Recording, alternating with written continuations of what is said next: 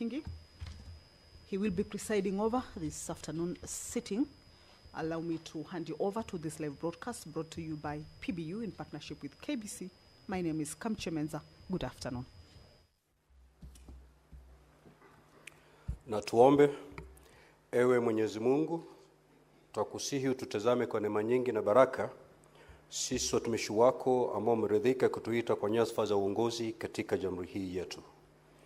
Twakuomba utuajalie tuyatende na kufikia mambo yote yatakayofikishwa mbele yetu kwa njia ya haki na uaminifu, ili kustawisha amani, ufanisi na heri ya nchi yetu na wale ambao haja zao umezikabidhi mikononi mwetu. Amen.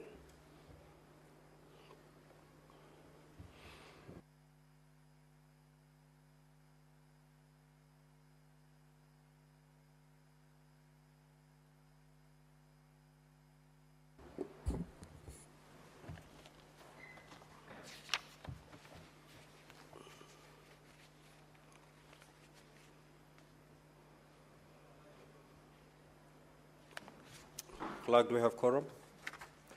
Sergeant at Arms, kindly ring the quorum bell for 10 minutes.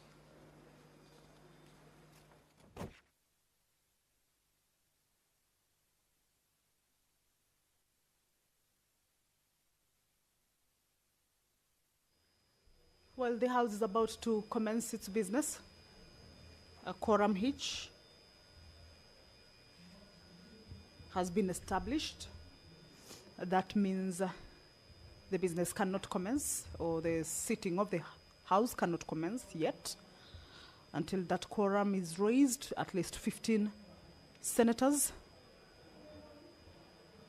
The prayer has already been said and the chair taken, but the business is failing to commence owing to that quorum hitch. And currently is a quorum bell underway. This is to at least alert the members of the Senate who may be within the precincts of Parliament to be able to hasten their steps and get to the chambers to join their colleagues, and also enable the House attain or raise that much needed quorum for the business to be able to commence as well as continue. Remember, if that quorum is not raised at the lapse of the first quorum bell, a second round of a 10-minute quorum bell will be on, and if that lapses without any quorum being achieved, then that risks the House being adjourned until the next sitting. So we shall be keeping tabs, of course, on the numbers of the senators. Senator Esther Kinyuri has made her way into the chamber, of course, joining her colleagues for the business that is lined up for consideration or to be transacted this afternoon. A full entry. There are bills that are to be considered at the committee of the whole. Also bills to go into division. Remember, at the division stage, the members will be needing at least a substantive number of members inside for that particular stage to be done.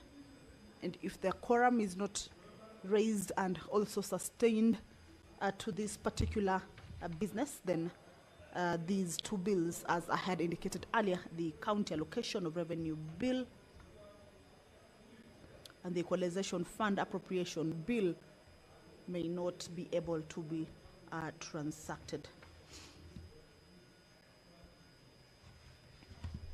Regarding motions, the motion by the Honorable Senator for Taita Taveta, Honorable Jonas Mwaruma, regarding the establishment of national teaching and referral hospitals in Kenya is also part of the business that the members, as they convene this afternoon for this sitting, will be considering.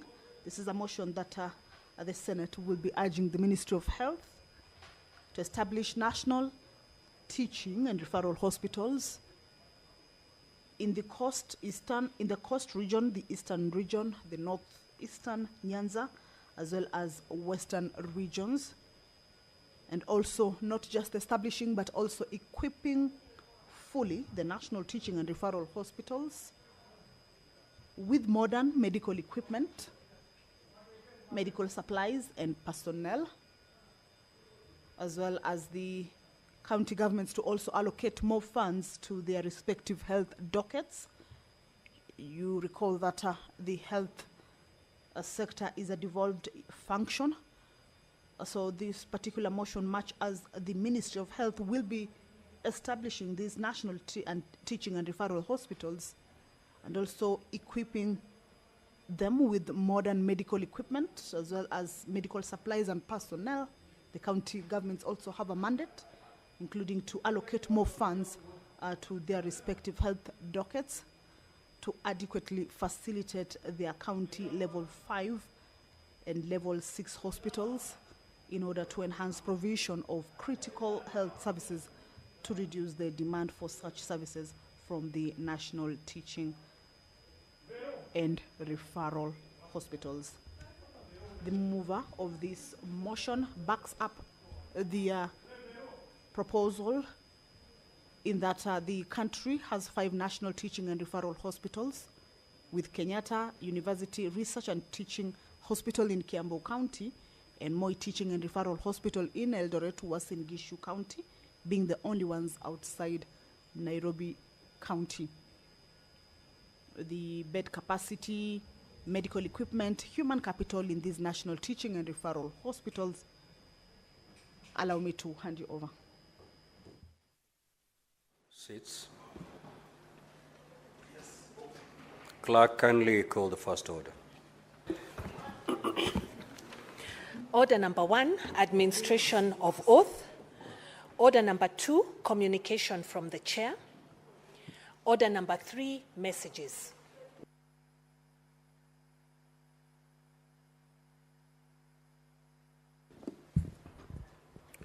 Now, honorable senators, I wish to report to the Senate that pursuant to Standing Order 46.3, I received a message from the Speaker of the National Assembly regarding the passage by the National Assembly of the Constitution of Kenya Amendment Bill, National Assembly Bill number 4 of 2025.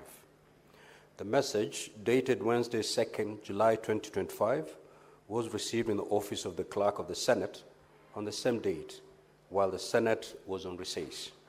Now, pursuant to Standing Order 46.5, I now report the message. Pursuant to the provisions of Standing Order 41.1 and 142 of the National Assembly Standing Orders, I hereby convey the following message from the National Assembly. Whereas the Constitution of Kenya Amendment Bill, National Assembly Bills number 4 of 2025, was published via Kenya Gazette Supplement number 22 on 26th of February 2025 to amend the Constitution of Kenya to entrench the National Government Constituencies Fund, Senate Oversight Fund, and the National Government Affirmative Action Fund. And whereas the National Assembly considered the said bill and passed it with the support of more than 2/3 of all the members of the National Assembly, and the second and third readings on Tuesday, 1st July 2025, in the form attached hereto. Further, whereas, as at the time of the introduction of the bill in the National Assembly, the co-sponsors of the bill had indicated that Senator Hilary Sigei MP and Senator Danson Mungatana MP will co-sponsor and be in charge of the bill in the Senate.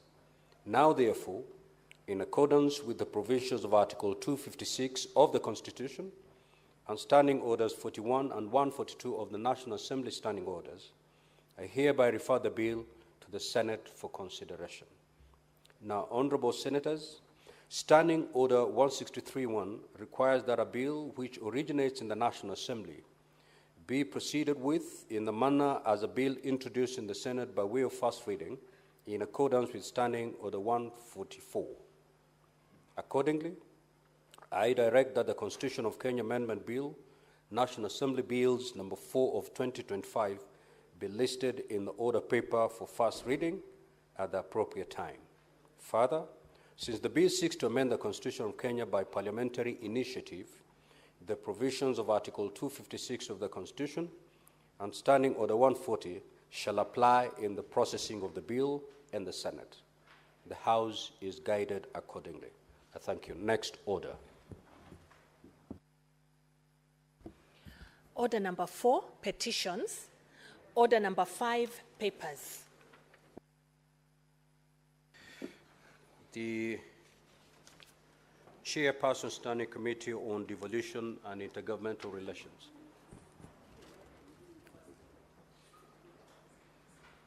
Senator Abbas.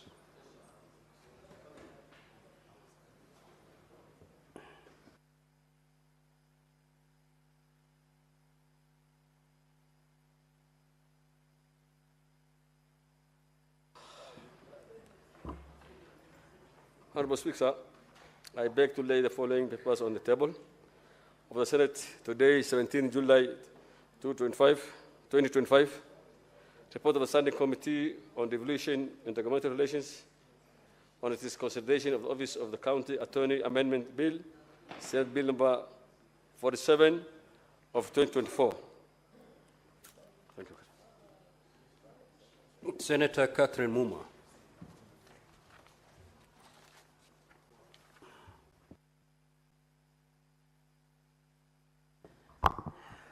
Mr. Speaker, sir, I beg to lay the following paper on the table of the Senate today, 17th July 2025.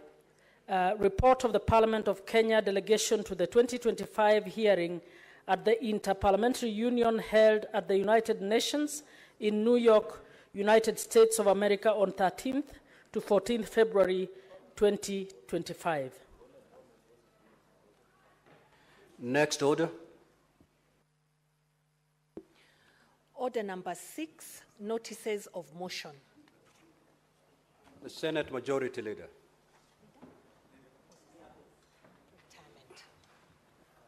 Oh, okay. Mr. Speaker, I rise to give notice of the following motion, which is approval of Senate nominees for the appointment to the Board of Trustees for the Post-Service Medical Scheme for Members of Parliament. Mr. Speaker, sir, I beg to give notice of the following motion, that pursuant to the resolution of the Parliamentary Service Commission on the 23rd of June 2025, with respect to the trust deed and rules for post-service medical scheme for members of Parliament, the Senate appoints Senator Stewart Mazayo and Senator Esio Kenyuri to the Board of Trustees for the post-service medical scheme for members of Parliament. Senator Alan Chesang.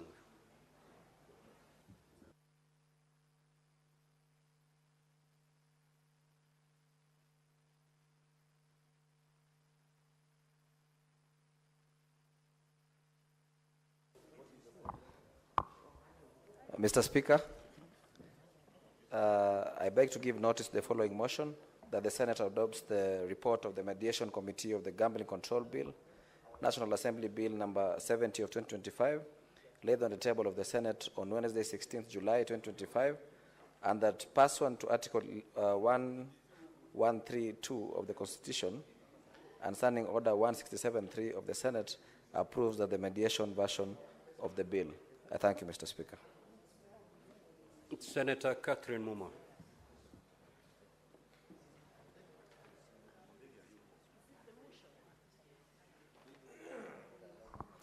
Mr. Speaker, sir, I beg to give notice of the following motion, that the Senate notes the report of the Parliament of Kenya delegation to the 2025 hearing of the Interparliamentary Union, IPU, held at the United Nations in New York, United States of America, on 13th to 14th February 2025, laid on the table of the Senate on Thursday, 17th July 2025.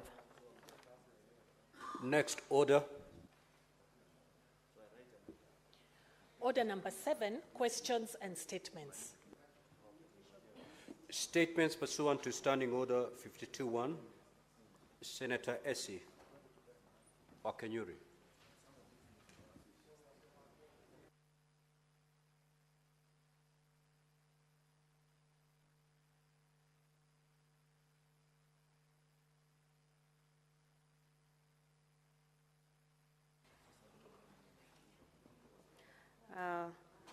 Thank you, Mr. Speaker.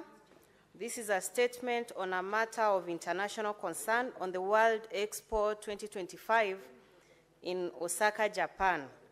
Mr. Speaker, sir, I rise pursuant to Standing Order 52.1 to make a statement on a matter of international concern regarding the World Expo 2025.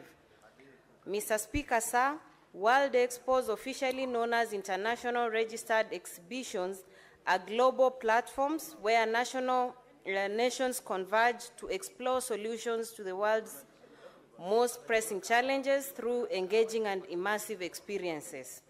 They attract tens of millions of visitors, enable countries to build iconic pavilions, and leave lasting legacies in host cities. The first World Expo was held in 1851 in London, and since then, 36 have taken place. These expos have grown to become unparalleled global events in terms of size, scale, duration, and attendance. Since Expo 2000 Hanover, they have been held every 5 years, with the last one hosted in Dubai in 2021, delayed due to COVID-19. Mr. Speaker, sir, World Expo 2025 is currently underway in Osaka, Kansai, Japan, under the theme, Designing Future Society of Our Lives. It actually runs from 13th of April to 13th of October 2025, featuring 158 countries, 7 international organizations, and millions of global attendees. Kenya is proud to be among the participating nations. By the end of June 2025, over 700,000 visitors had toured Kenya's pavilion, including Princess Aiko, the eldest daughter of Japan's Emperor and Empress. Mr. Speaker, sir, I wish to commend the following for the exemplary efforts in showcasing Kenya on the world stage.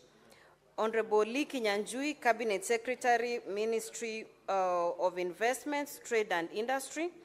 Ms. Regina Ombam, the Principal Secretary, State Department of Trade. Mr. John Olutua, the Principal Secretary, State Department of Tourism. And Ms. Floyce Mukabana, the CEO, Kenya Export Promotion and Branding Agency, KEPROBA. During Kenya's National Day of Honor on the 24th of June 2025, guests received Kenyan flowers, drawing widespread admiration for their scent and quality. This gesture created long queues at our pavilion and revived interest in Kenya's floriculture sector, which had suffered during the pandemic. I'm confident this exposure will help reclaim our market share in Japan. Kenyan tea was also served, and cultural performances celebrated in richness of our heritage. Videos featuring our tourist attractions from Masai Mara to the coastal beaches offered visitors a glimpse of Kenya's beauty. Mr. Speaker, sir, while Kenya's presence was commendable, more can be done. Notably, KEPROBA must be adequately funded to ensure Kenya secures independent pavilions in future expos. Unlike Kenya, countries such as Egypt, Angola, and Mozambique had standalone pavilions, allowing them greater freedom to tell their national stories. At the Kenya-Japan High-Level Business Forum, it was noted that the current trade imbalance, which is on a ratio of 1:18 in favor of Japan, needs to be addressed. A major obstacle to agricultural exports is the lack of a direct cargo flight. Transshipment often compromises the freshness and quality of farm produce due to temperature fluctuations. Tourism is another area where we can gain. Sadly, gate fees at the Masai Mara recently rose from 9,000 shillings to 27,000 shillings for foreign tourists, which has pushed many Japanese tourists to Tanzania. And in 2024, Tanzania received 5.2 million tourists compared to Kenya's 2.4 million tourists, reversing our pre-COVID lead. Mr. Speaker, sir, as we look ahead to World Expo 2030 in Saudi Arabia, preparations must begin now. Kenya will have another opportunity to showcase its tea, coffee, nuts, flowers, and even emerging exports like avocados. I thank you. Thank you, Mr. Speaker. Senator for Nairobi City County.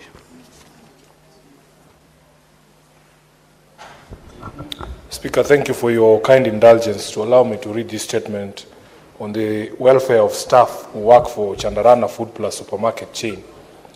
Mr. Speaker, I rise pursuant to Standing Order 52.1 to make a statement on a matter of general topical concern, namely the welfare and general working conditions of staff at the Chandarana Food Plus chain of supermarkets, especially at their Diani branch. Mr. Speaker, my office has received a complaint from staff at the retailer alleging cases of mistreatment, discrimination. Order, honorable senators. May the Senator for Nairobi City County be heard in silence, please. Thank you, Mr. Speaker. My office has received a complaint from staff at the retailer alleging cases of mistreatment, discrimination, harassment, racism, and unlawful termination of contracts, a clear pointer to levels of illegality and poor welfare at one of the biggest supermarket chains in the country. I feel obliged, therefore, to speak out on the matter because it may be a microcosm of a larger problem within not just the retail sector but across the low-income demographic in the entire country. Mr. Speaker, for a long time, Kenyan low-income earners have, in a desperate attempt to earn an honest living, endured horrible working conditions and unimaginable abuse from many employers and organizations. Many of these go unreported, but with this silence, their cancer metastasize into a national disaster needing urgent mitigation. Needless to say, low-income earners are the drivers of the economy, and their contribution to the GDP and the national growth cannot be gainsaid. Despite this reality, this demographic is also the most vulnerable to poor conditions of working and weak employment safeguards, and is generally prone to bear injustice without requisite support from the authorities. Mr. Speaker, sir, Article 41 of the Kenyan Constitution prohibits discrimination in recruitment, promotion, pay and conditions of work. Further, the Employment Act 2007 guarantees every worker access to fair labor practices, fair remuneration, and reasonable working conditions, as it clearly defines the fundamental rights of employees. However, there exist wide implementation and policy gaps when it comes to private sector, and when it comes to these laws being put in practice to protect workers. Indeed, a large section of the private sector remains weak on implementation of employment laws and subsequent protection of the working public. The exploitation must be addressed in its entirety and the root causes remedied immediately. Mr. Speaker, sir, apart from cases of workplace harassment being a hidden phenomenon in many of the establishments where the public moves in and out, nearly all of us have at some point encountered employees undergoing overt harassment by their employers. 62 years after independence, it is time to put our collective foot down and squarely tackle the mistreatment of low-income earners, especially in the retail chain sector. It behooves investors running businesses in the country to treat their local staff with dignity, just like it is our collective responsibility as Kenyans to create an enabling atmosphere that promotes thriving enterprise in the country as a key cog in employment. It is immoral to simply expect to have a nation of loyal taxpayers without that labor resource being nurtured and protected as the goose that lays the golden egg. Mr. Speaker, sir, I call upon the Ministry of Labor, trade unions and elected leaders to fearlessly speak out for workers facing such difficulties regardless of the sector they work in. It is important to note that the fear of victimization is a major cause of silence among victims, and it is imperative for leaders to bridge that gap by being firm and principled on the side of justice for the underprivileged. I further call upon the owners and the management of Chandarana Food Plus chain of supermarkets to address the matter of discrimination and harassment not only at their Diani branch, but in all their units across the country. This is a responsibility bestowed by law and by fair labor practices. I also wish to urge Parliament to work towards tightening laws whose weak implementation tends to open the door for such employee mistreatment within the workforce. Together, we must protect the low-income earners in the country from further exploitation. I thank you, Honourable Speaker. The Senate Majority Leader.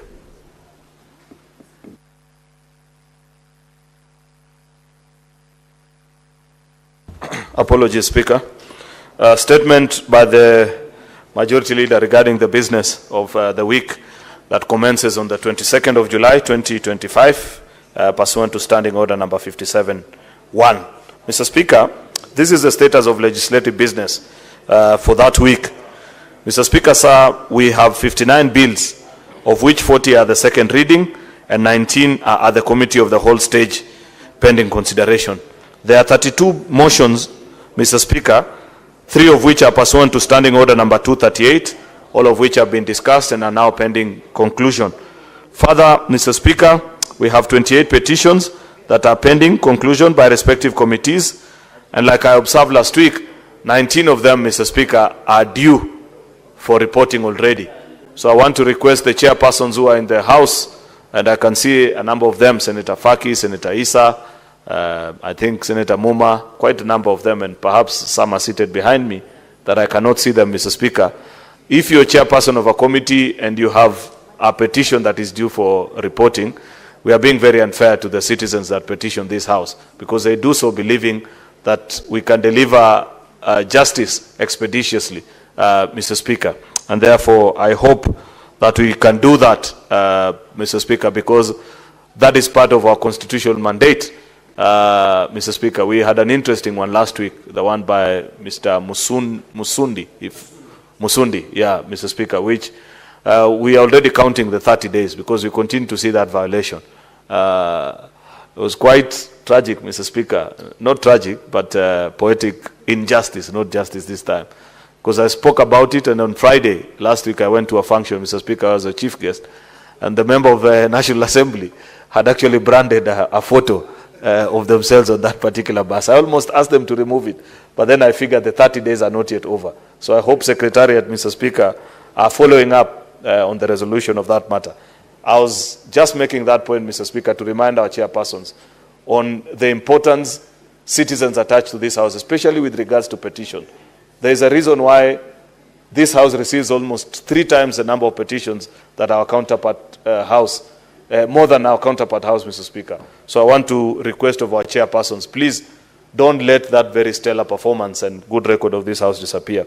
Honorable Senators will also note that, as indicated in Order number 10 and 11 in today's order paper, 2 bills are scheduled for division at the second reading stage.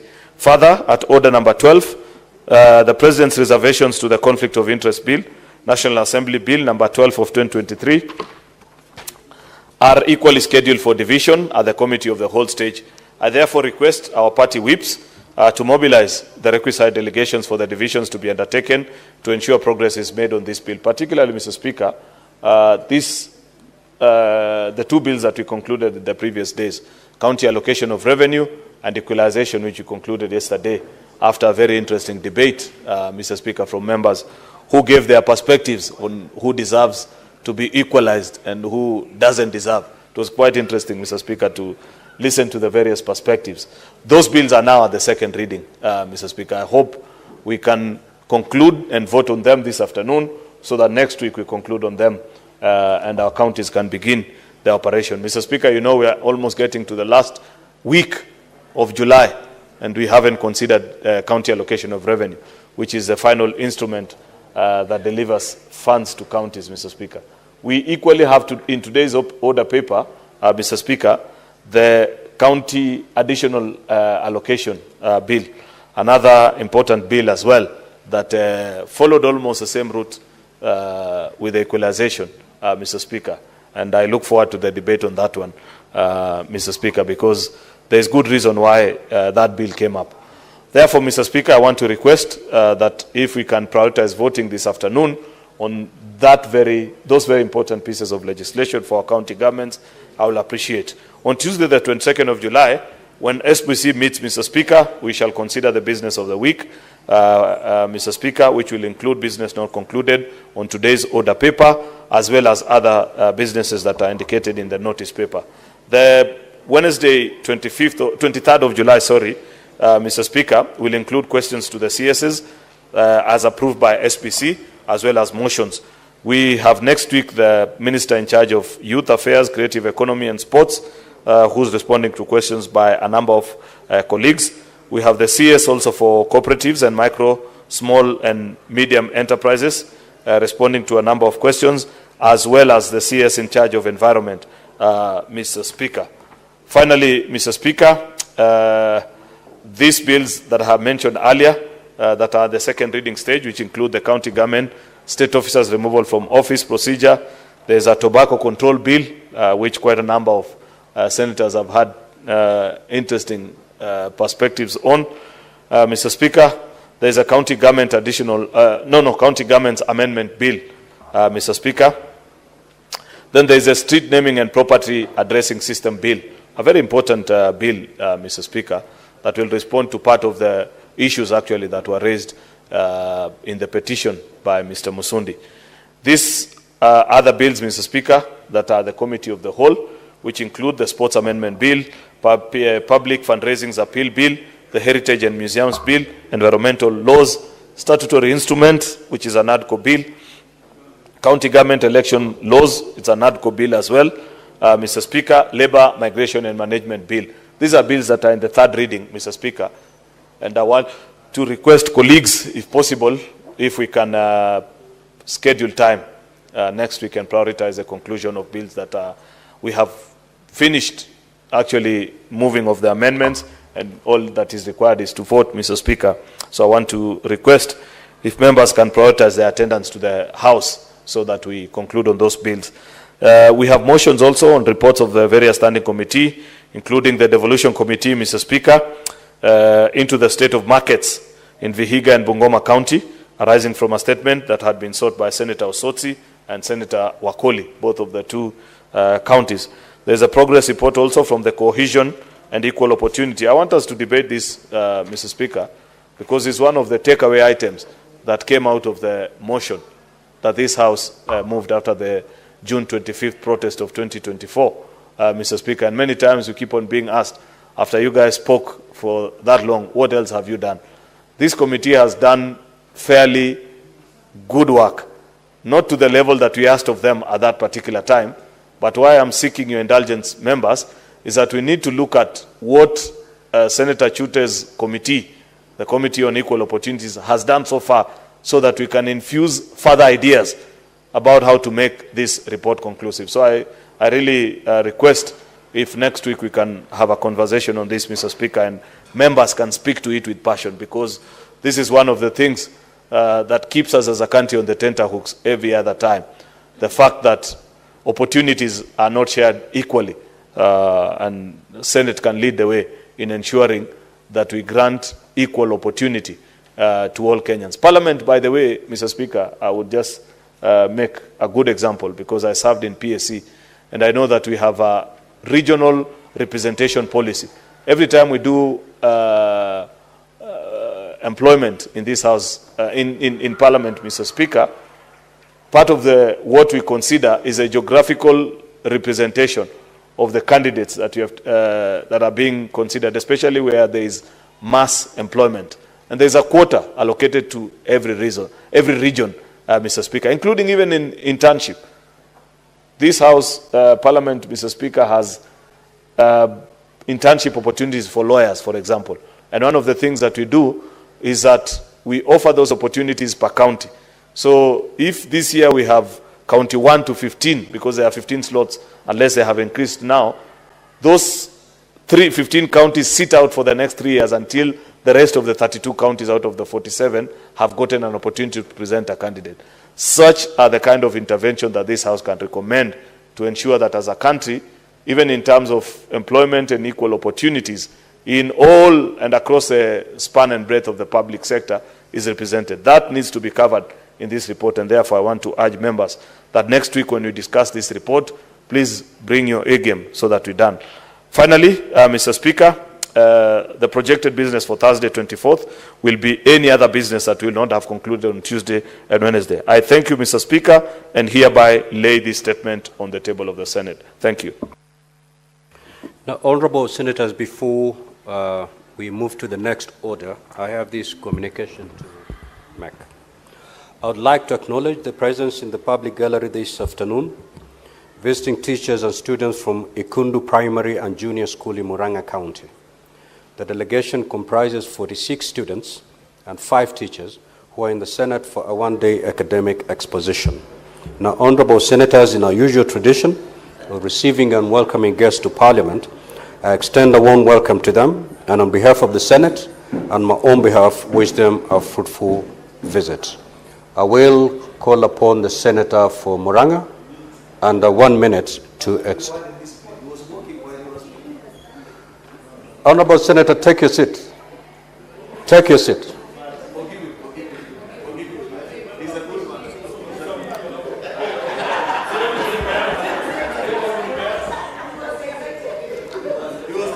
Majority Leader, you cannot dictate how the chair is going to handle its business. Honorable Nyutu, under 1 minute, kindly extend one word of words. Thank you very much, Mr. Speaker, for this opportunity, and thank you for correcting the mischief by the Majority Leader. I take this opportunity, Mr. Speaker, to welcome the pupils and teachers of Ikondo Primary School. This is a school in Maragua constituency, and to be specific, in Ginda ward of the same constituency. So I take this opportunity to welcome the good pupils and their teachers and encourage them to stay on for the time that they are going to be here to see what is done in this particular house, the upper house, that basically is about evolution. And Mr. Speaker, this is a school that is very progressive, and I know and I want to assure the pupils of Ikondo Primary School and their teachers that we have faith in them and their future is very bright. Thank you, Mr. Speaker. Next order.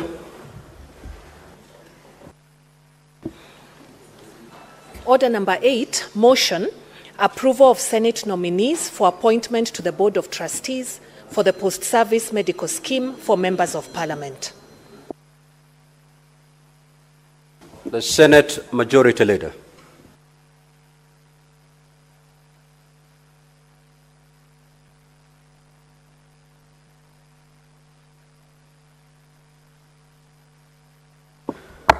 Mr. Speaker, I rise to move the following motion.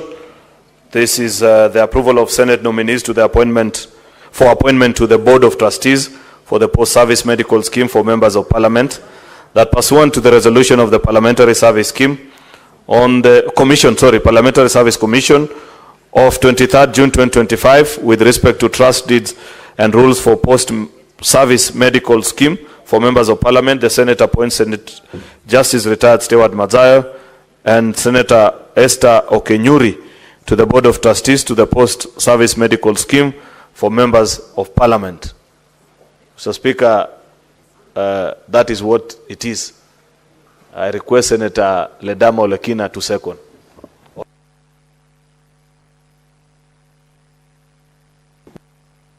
Thank you, Mr. Speaker. Mr. Speaker, I second the motion as moved.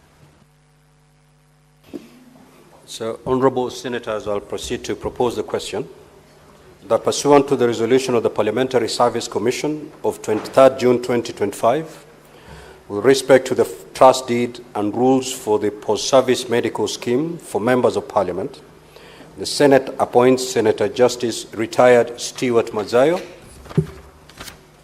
EGH MP, and Senator Esther Okenyuri, MP, to the Board of Trustees for the post-service medical scheme for members of Parliament. Now, honorable senators, the floor is open for debate. Now, remember, honorable senators, that this matter was elaborately explained to us during our last Naivasha retreat. It was adequately interrogated by us during that meeting. And therefore, I would urge you, instead of spending more time to debate on the very same matter that was explained and interrogated by us, with your concurrence, I proceed to put the question.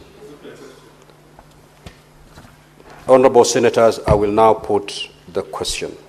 That pursuant to the resolution of the Parliamentary Service Commission of 23rd June 2025, with respect to the trust deed and rules for the post-service medical scheme for members of Parliament, the Senate appoints Senator Justice Retired Stewart Mazayo, EGH MP, and Senator Esther Okenyuri, MP, to the Board of Trustees for the post-service medical scheme for members of Parliament.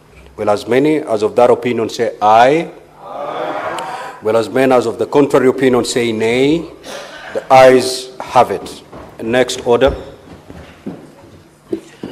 Order number 9, motion, consideration of the report of the Mediation Committee on the Gambling Control Bill, National Assembly Bills number 70 of 2023.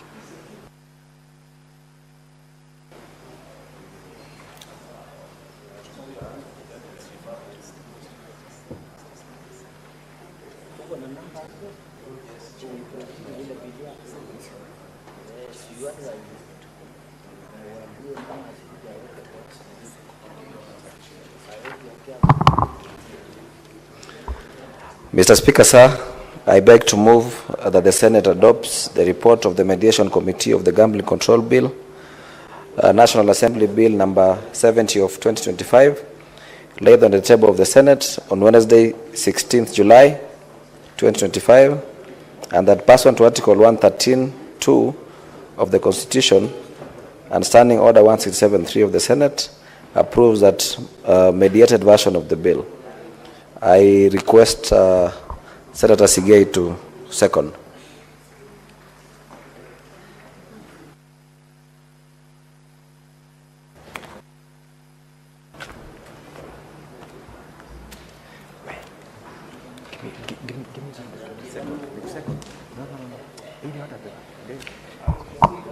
Mr. Speaker,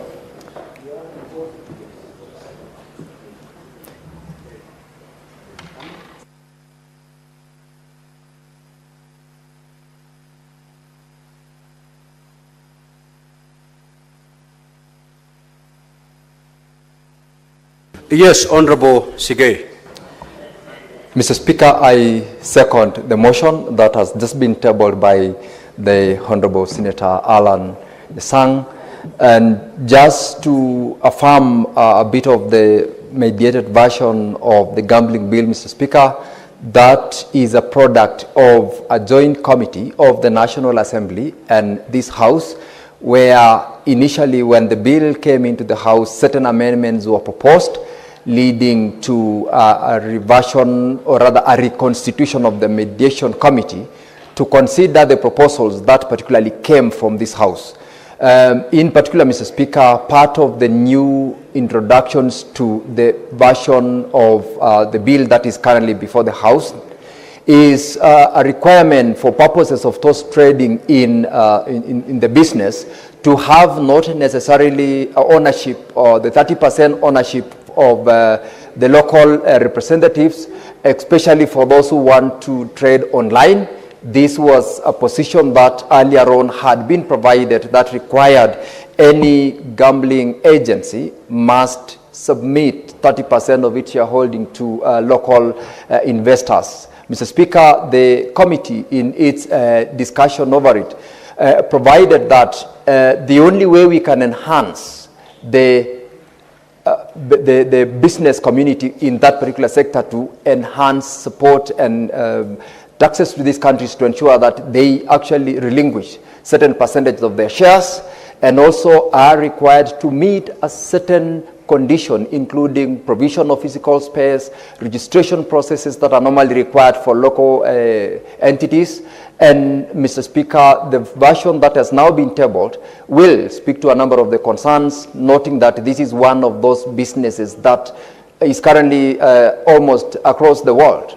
Gambling, as you know, has been regulated across the world because of the need to make sure that young Kenyans or young members of the society who do not necessarily understand the gambling might end up being consumed in the sector if the regulations are not properly in place. This particular bill, Mr. Speaker, will ensure that that protection, that control is enhanced to support the mechanism which everybody who gets involved in gambling is required to comply with certain provisions of the law. So, Mr. Speaker, I support and I request the members of the House to support the motion so that the bill can progress to the next level for processing. And I thank you. Honorable Senators, I will now propose the question that the Senate adopt the report of the Mediation Committee on this Gambling Control Bill, National Assembly Bills number 70 of 2025, laid on the table of the Senate on Wednesday, 16th July 2025, and that pursuant to Article 113(2) of the Constitution and Standing Order 167(3) of the Senate, approve the mediated version of the bill. Now, the floor is open for debate. The Senator Fernandi.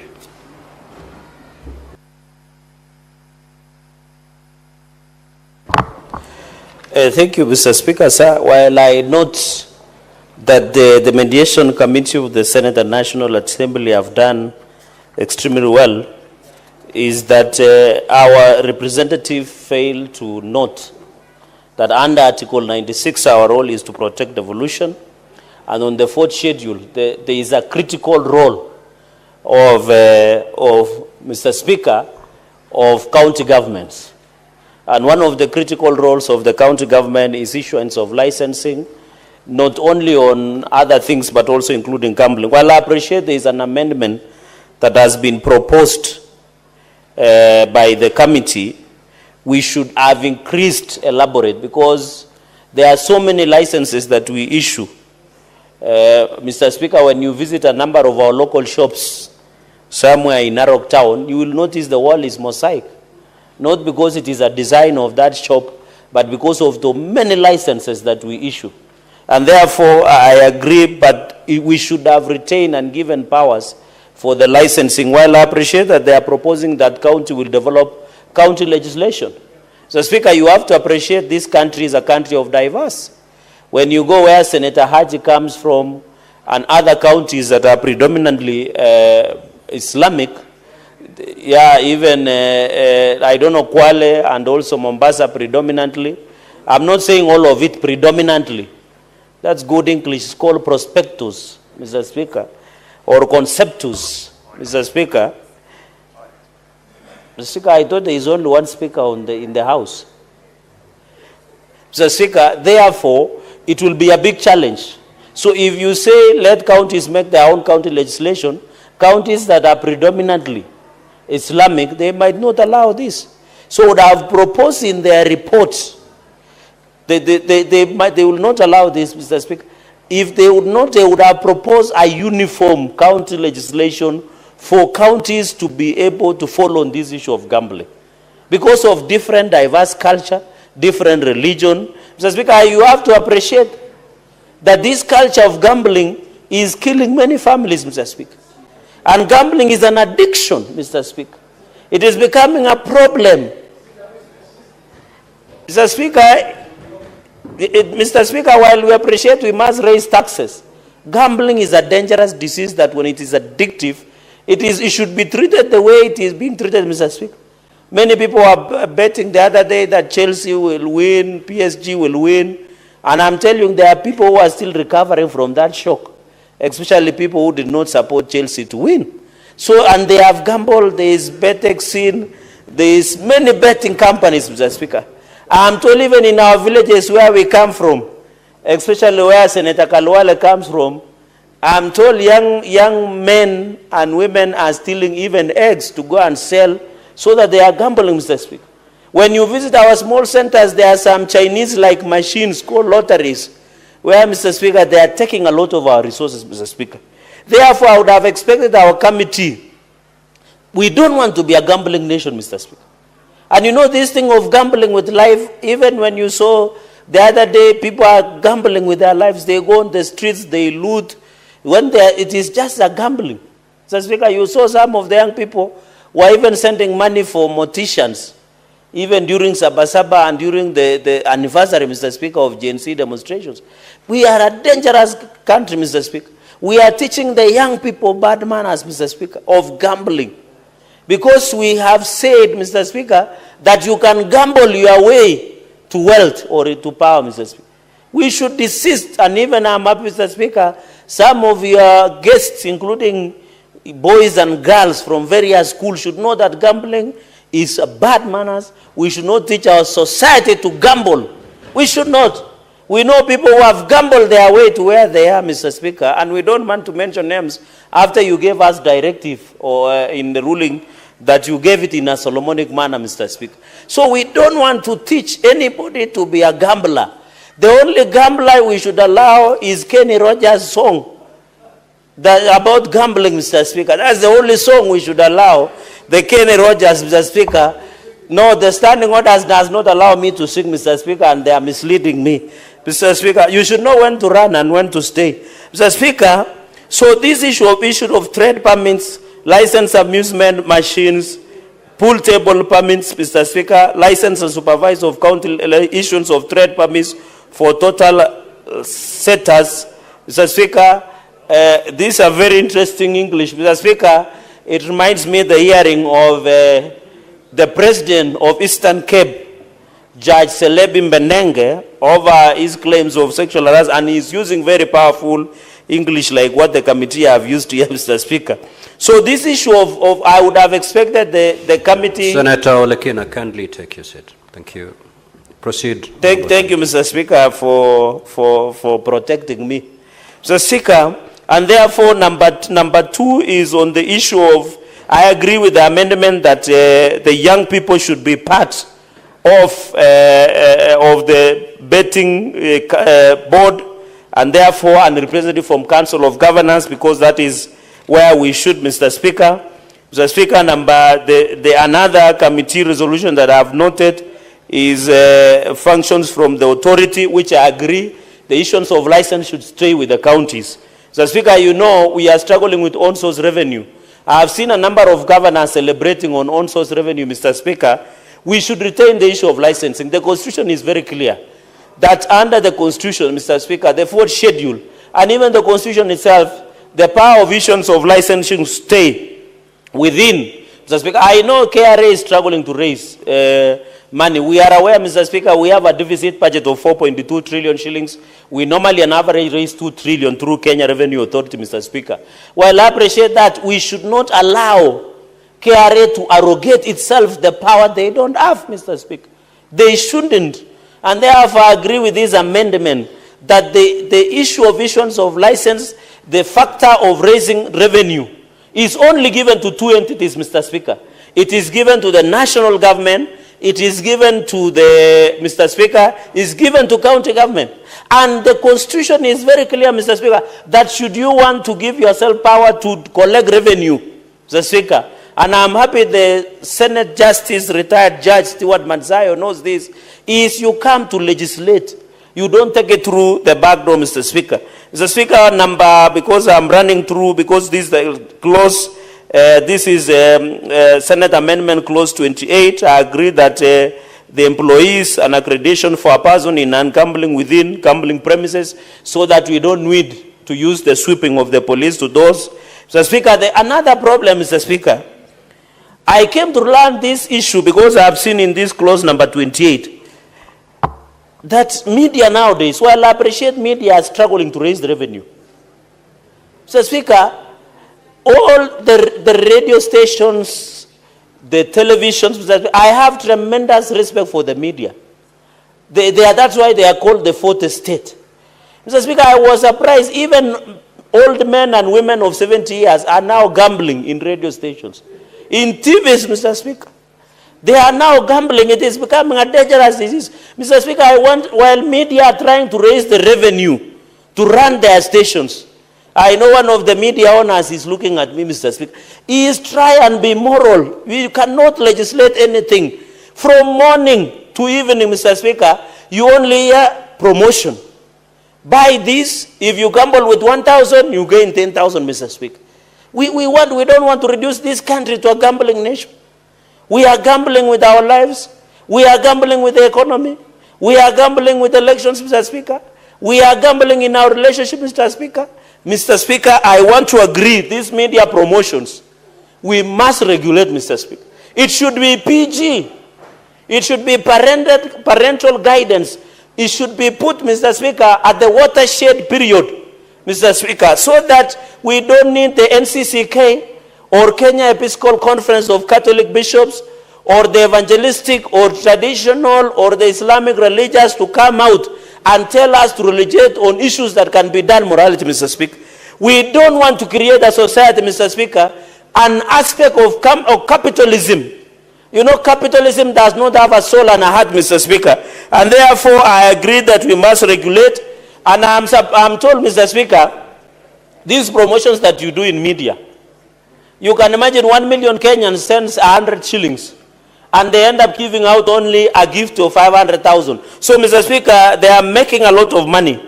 Number 31, I agree that the period of validity of license will increase from 12 to 36 months. Mr. Speaker, this one will give opportunity. And I agree that let us increase from 12 months this issue of operation license, of the gambling license move from 12 months to 36 months so that it can allow ease of doing business, Mr. Speaker, convenience, reliability. Therefore, Mr. Speaker, this issue of 12 to 36 months is very critical so that it becomes predictable, Mr. Speaker. Mr. Speaker, I was talking to some businessmen and women. It is becoming a problem visiting county offices. When you go to county offices, you are being told, can you come behind the tent? It is inconveniencing, Mr. Speaker, starting a business in this country. And I want to appeal to government agencies, Mr. Speaker.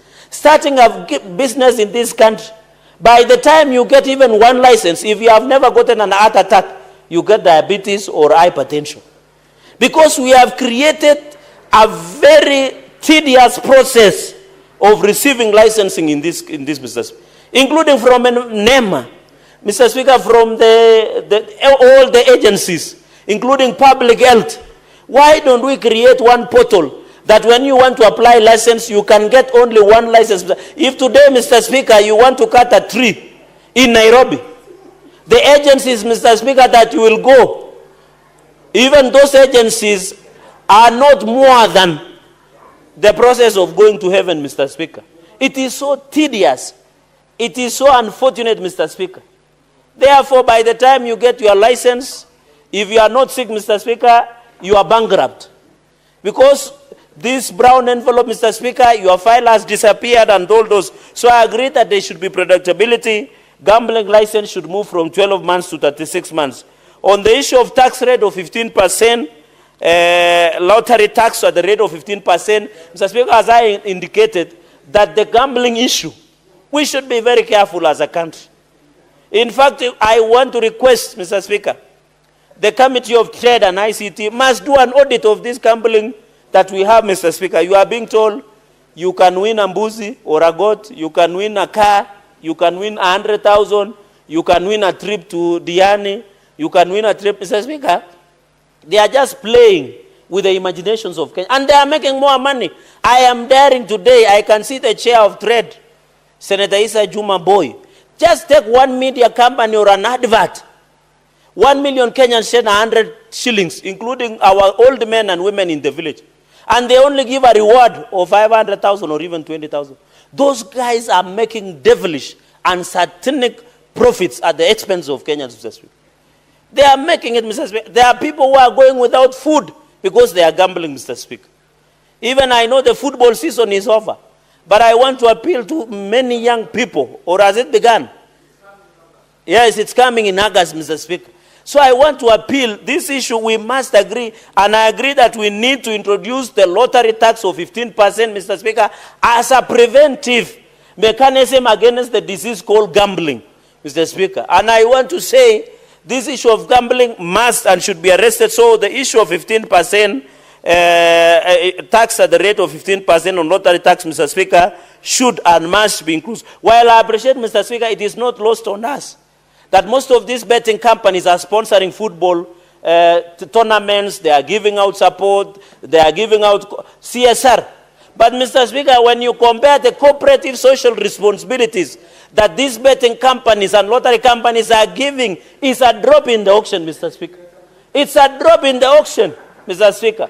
And therefore, they must pay tax, and we must ensure this CSR, while they say, I normally see they sponsor Gorbaya, AFC, when Mr. Speaker, you know, in the spirit of East Africa, I have a lot of interest in Tanzania, Mr. Speaker.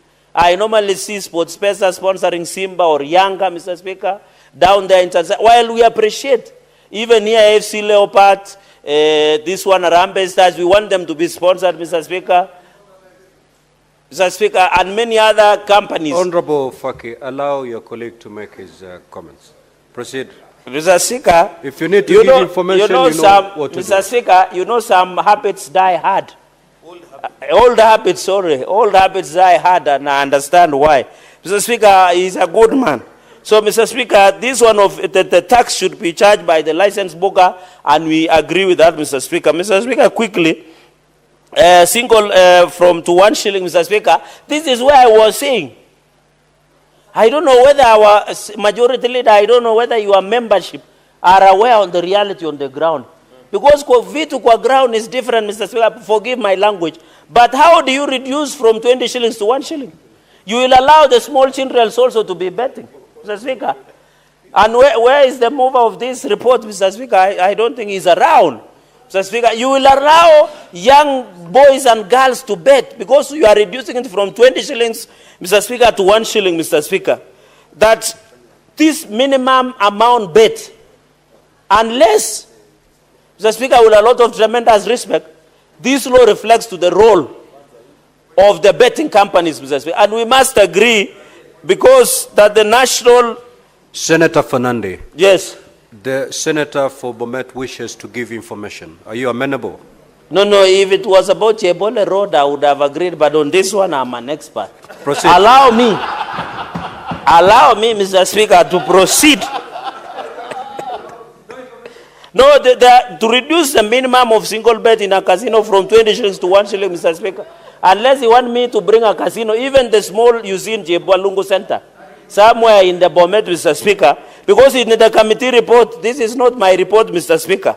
Mr. Speaker, on the clause number 66, I think when you will be replying, you can clarify if you think I didn't capture your but we should stop from being gatekeepers of certain interests, Mr. Speaker. I know them. Mr. Speaker, I've been around for long. I know they are put on a mask, but we'll unmask them when the time comes, Mr. Speaker, during voting. Mr. Speaker, I allow the clause number 66.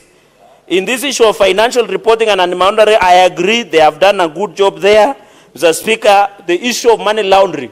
Mr. Speaker, you know there are people who are stealing public funds. We used to have pirates here in Somalia. There was a lot of money coming to it's called illicit money. Mr. Speaker, I think on the issue of money laundering, Senator Sige, you have done extremely well on this matter. We must address money laundering, Mr. Speaker. We don't want people to be stealing money and putting it in betting so that they can launder it. Because the process of money laundering, the layering process, and reintegrating the illicit money into the system, Mr. Speaker. Mr. Speaker, on the issue, because I'm running through quickly, clause number 71, Mr. Speaker, penalty, I disagree, Mr. Speaker, to 50 shillings. I think this one, the mediation of by deleting amount 5 million, therefore 3 million shillings. Mr. Speaker, I thought we had agreed. While we don't want to morally legislate, why would you reduce? We want this to be punitive.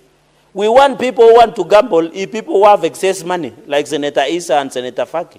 Mr. Speaker, we want people who have a lot of money to gamble. Mr. Speaker, this 5 million, and I'm happy Senator Issa is proud of it, that therefore 3 million, it should stay.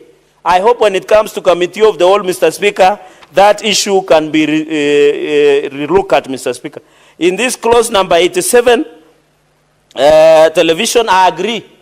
This one, in conclusion, Mr. Speaker, remove the restriction that a gambling advertisement shall not be broadcasted on television between 6 a.m. to 10 p.m. unless it is done on a live sporting event. Mr. Speaker, I agree this watershed moment because most of our children who are part of your guests today are asleep. Then we can do a PG calendar guidance so that those adverts of betting and gambling can be done during watershed moment and also to protect our children and people under 18 years. Mr. Speaker, the 20 million to 1 imprisonment from 20 years, I agree. This is very important, 20 million shillings to 1 million shillings. Mr. Speaker, 1 minute. Mr. Speaker, I disagree. Why do you want to reduce from 20 million to 1 million, Mr. Speaker? This is wrong. Mr. Speaker, we disagree. Any media that advertises beyond the restricted time, they should be fined 20 million. Mr. Speaker, with those many recommendations and report debate, I beg to differ and we will oppose with all my body organs when it comes to voting. Senator Faki. Mheshimiwa Spika, pia mimi nichangie ripoti hii ya uwiano kuhusiana na sheria ya kamari Na Mheshimiwa, kwanza, jambo la kwanza ni kuwa japokuwa kamati mbili hizi zilikaa pamoja na kujaribu kuangalia yale masuala ya sheria hiyo ya kamari. Kwanza ni kwamba kamari si biashara, Mheshimiwa Spika. Kamari ni kamari. Na kamari na madhara mengi, Mheshimiwa Spika, ikiwemo ile tunaita addiction ama uraibu. Vile vile pia inasababisha athari za akili, yani mental health. Mheshimiwa Spika, wengi wale ambao wanakwenda katika shughuli hizi wanaathirika kiakili, kwa sababu bila ya kwenda katika mchezo wa kamari, Mheshimiwa Spika, mtu yule anakuwa si mtu wa kawaida. Tatizo niliko nalo na sheria hii, Mheshimiwa Spika, ni kwamba imetoa fursa ya kufanya hata watu wadogo waweze kucheza kamari, kwa sababu ikiwa kiwango cha pesa ambazo unaweza kutumia kwa kamari kimepunguzwa kutoka shilingi 20 mpaka shilingi 1, ina maana kwamba kila mtu anaweza kushiriki katika mchezo wa kamari. Mheshimiwa Spika, shida nyingine ni kwamba katika vituo vyetu vya redio kwa sasa, Mheshimiwa Spika, matangazo mengi ni ya kamari. Kwa kipindi cha muda wa saa moja, Mheshimiwa Spika, katika redio zetu za FM, karibu saa nzima wanatumia kutangaza kamari. Utasikia ukilipa shilingi 100 utapata shilingi 2,000. Ukilipa shilingi 100 utapata 200,000. Kwa hiyo Mheshimiwa Spika, imekuwa ni jambo la kawaida sasa katika nchi yetu kwamba watu wanashiriki katika masuala ya kamari, na hii Mheshimiwa Spika sio jambo zuri, kwa sababu baadhi ya zile athari ambazo nimezitaja hapa, Mheshimiwa Spika, zitaweza kuwasibu Wakenya wengi. Hivyo basi na nchi haitapata watu ambao wanaweza kufanya kazi kuweza kujenga nchi. Mheshimiwa Spika, ningependekeza kwa sheria labda ingefanywa ngumu zaidi ama kali zaidi kuhusiana na wale ambao wanakiuka sheria kuhusiana na masuala ya kamari. Kwa mfano, hizi vituo vya redio ambavyo vinatangaza mara kwa mara masuala ya kamari vingepunguziwa muda ambao wanatakana kutangaza kamari hiyo, Mheshimiwa Spika. Kwa sababu bila ya hivyo ina maana kwamba kila mtu ataingia katika mchezo wa kamari, na hivyo basi itakuwa sio nzuri kwa nchi yetu ya Kenya. Mheshimiwa Spika, kwa hivyo shirika la communication, taasisi ya Communication Authority lazima iwe macho pia zaidi, Mheshimiwa Spika, ili kuhakikisha kwamba zile kamari ambazo zinatangazwa mara kwa mara ambazo zinaathiri watu wetu zinapunguzwa. Mwisho, Mheshimiwa Spika, ni kwamba kwa sababu ya hii kamari ambayo iko katika vyombo vya habari na kila mahali, ma-TV, hata zile kasino ambazo zamani ndio ilikuwa ni sehemu za kamari, hivi sasa zimeweza kufifia. Biashara nyingi za kasino, Mheshimiwa Spika, zinaweza kufungwa kwa sababu wengi wanashiriki katika kamari ambayo iko katika mitandao, yani online. Hivyo basi biashara zile taasisi ama zile sehemu ambazo kamari ilikuwa ikichezwa zamani imebadilika sasa, imekuwa hata majumbani watu wanacheza kamari. Bibi na bwana wanashiriki katika kamari, kila mmoja akijaribu kushabikia timu yake ya mpira ama kushabikia jambo fulani ambalo iwapo watashinda itakuwa ni wameweza kupata zile pesa ambazo wamewekeza katika kamari hiyo. Mheshimiwa Spika, kwa hayo mengi napinga mswada huu.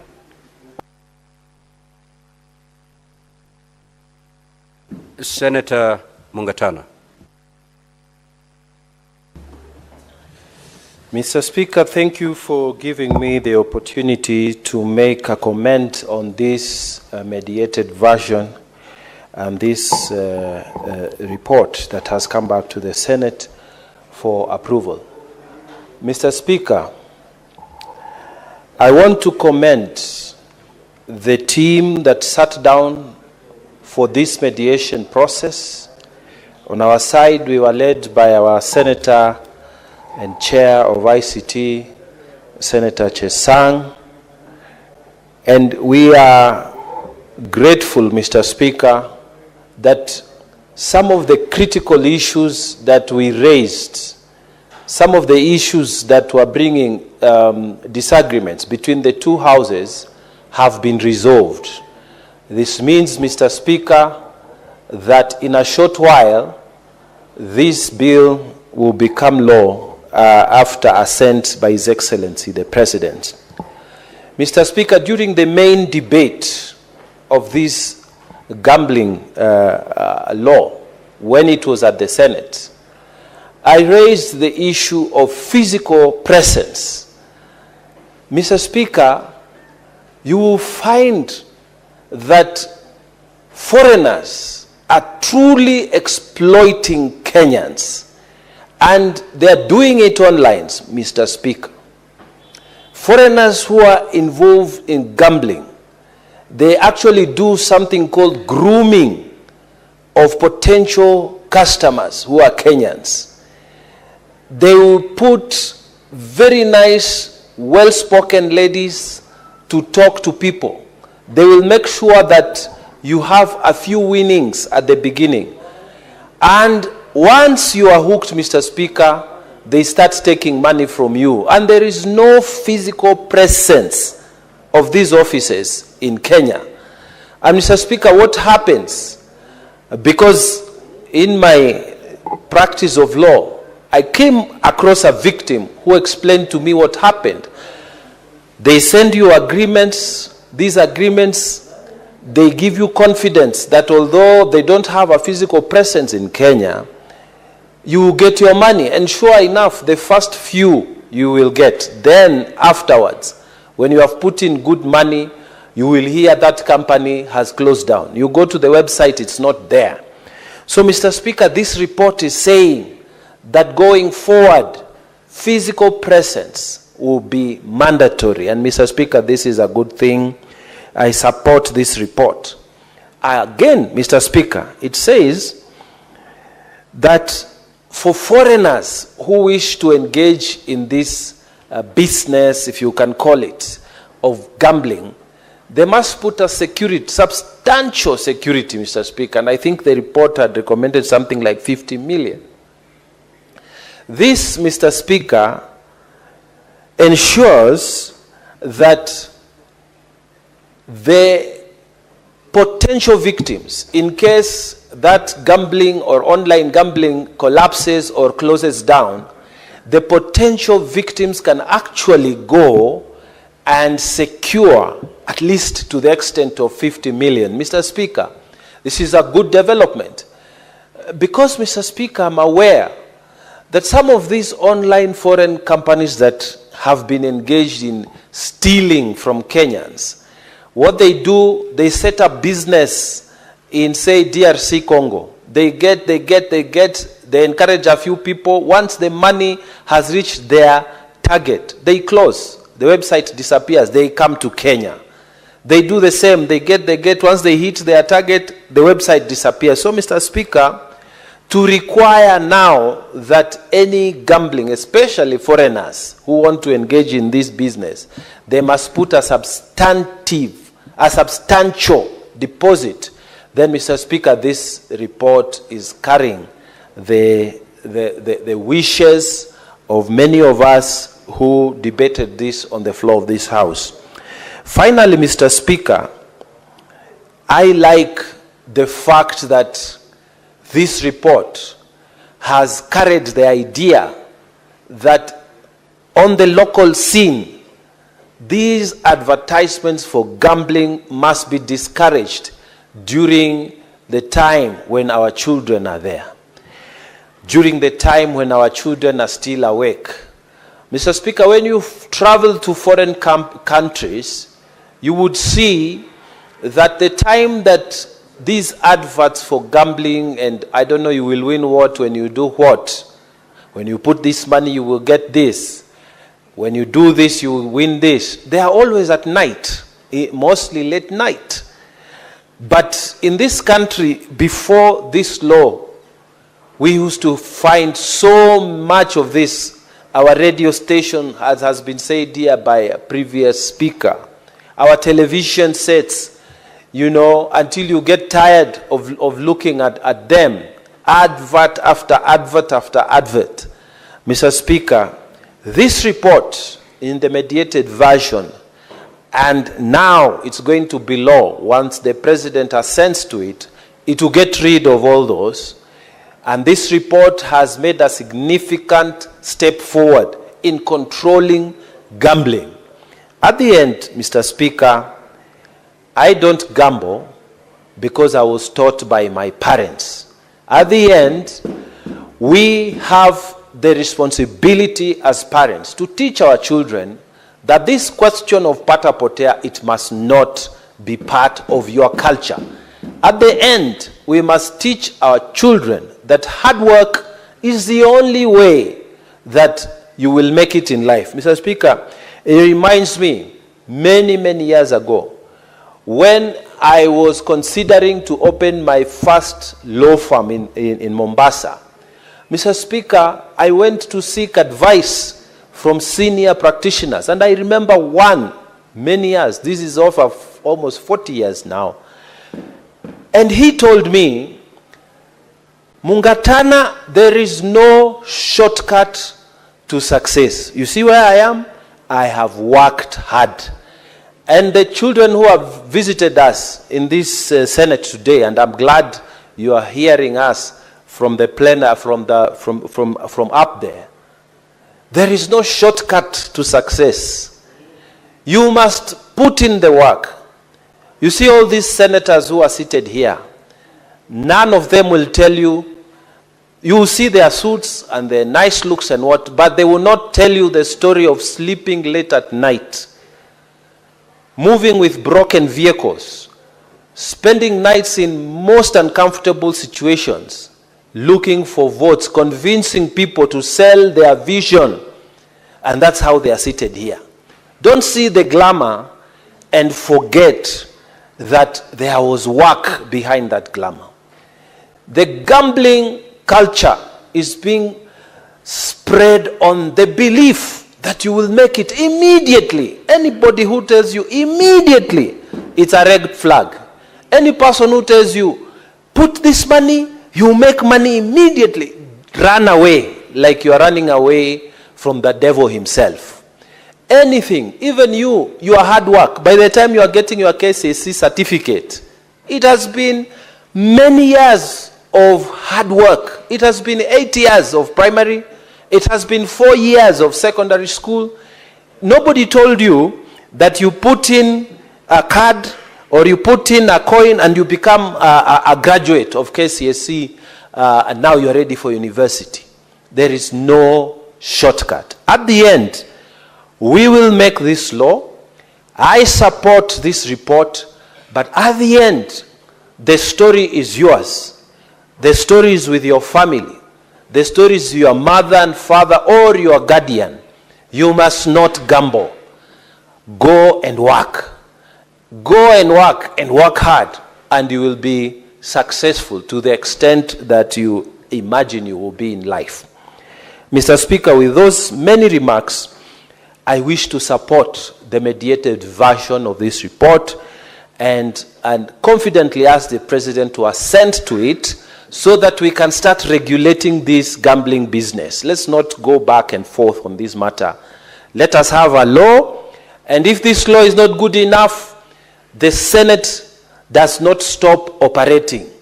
It will amend any section that is not good for the sake of good order in this country. Mr. Speaker, I support. Thank you. Senator Olekina.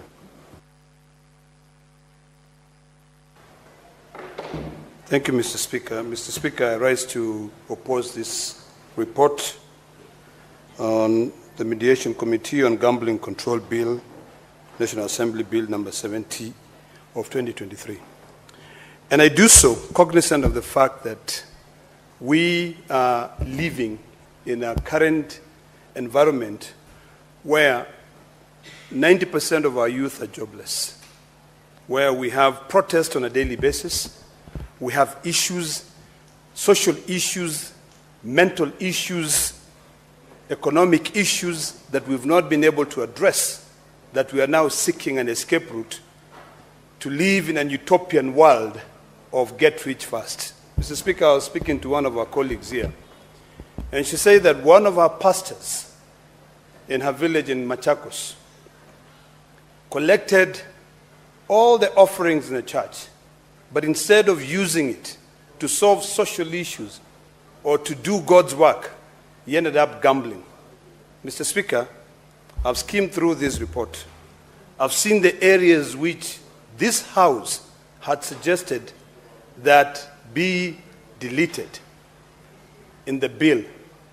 There's a reason as to why this bill ended up in mediation, and most of them have been retained. Mr. Speaker, this is not the time for us to encourage gambling in this country.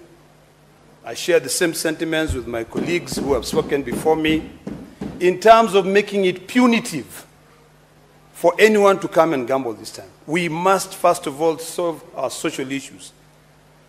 Mr. Speaker, gambling companies which make billions of shillings, in fact billions of dollars, target vulnerable, poor societies, people who make 500 shillings a day doing manual jobs, to be told to gamble. Our radio stations, our TV stations are the easiest way to communicate. But instead of our own radio station taking more time to educate the public and carrying out public participation on the dangers of gambling, they are spending more time collecting revenue because they can share the profits. Mr. Speaker, I completely oppose gambling. I oppose this bill. And if my colleagues, if I was to convince you from both sides of the aisle, I would request that we rethink gambling in this country. Mr. Speaker, in America, and I lived in America for so many years, and I'm also a resident, when you go to certain states, gambling is restricted to a particular area where only the rich would be able to drive. In Colorado, Mr. Speaker, you'll find that gambling would go into the Native American reservation, where there is a city which is set aside just for gambling. So it's the rich who will go there. People who have made money until they have, I cannot use that word, but they have money which they can only just use it as they wish. Disposable, not even disposable. There's a word I wanted to use which is not parliamentary, but I cannot use. It's money that you don't really care about. You don't give a hoot on where that money comes from. Mr. Speaker, the biggest challenge we have in this country right now, which is attributed to gambling, is mental illness. In this House, we passed a law on mental illness and how to deal with it. The laws that we are discussing in this House, and I have no problem with passing legislation, but we have to pass this legislation. We have to discuss this legislation cognizant of what is affecting, what is ailing our society. Right now, there are so many poor people, and the only thing they know how to do is to gamble for them to make money. There are people who will make 1,000 shillings maybe in a week because there are no jobs available. But because they have been lured to a scheme where they can get rich fast, they gamble all that money, and then they end up doing what? Sitting down looking at their kids in a table where they cannot eat. Gambling increases crime in a country, Mr. Speaker. Today, Mr. Speaker, we have our children in this parliament. They are looking at us. The same children who come here to listen to us are the same children who we do not understand now, because they are from a different generation than the one we come from. They're the Gen Zs. We don't understand the language they speak. But instead of us taking the lead and guiding them, we're here discussing about amending laws and saying how good these laws are to gamble. We are not teaching them. I like what, although I don't associate myself with a lot of sentiments of my brother from Tana River, but I like one thing that he said, that to the children, know that we will not always tell you what we go through to be able to wear good suits. Some of us, you might look at us and you think, oh, this person is about 60 years old, and he's merely 20 years old. But it's because they have sleepless nights. They don't sleep. You know, they are always up at night, working. They have 10 jobs. Then you just see them here looking smart, sharp. You know, you don't even know what they are suffering from. So, Mr. Speaker, I want to beseech my colleagues here that it is not time for us to be passing this legislation to be able to support people who are already filthy rich, who are already collecting so much money. It is time for us now to think seriously about how do we end all these problems? How do we reduce crimes? How do we ensure that we have created jobs for our youth so that they don't end up in the streets? You know, these regulations that we're talking about, now in a devolved system of governance, where the Constitution allows county governments to be able to develop laws to collect certain taxes. This, unless there is uniformity across board, you will find some other counties who are culturally sane will say, we will hike and put so much money to be able to save their citizens. But others, because of interest, business interests, they'll make it even very cheap. Pay 5,000 shillings and you can have a gambling license. So, Mr. Speaker, sir, I oppose this.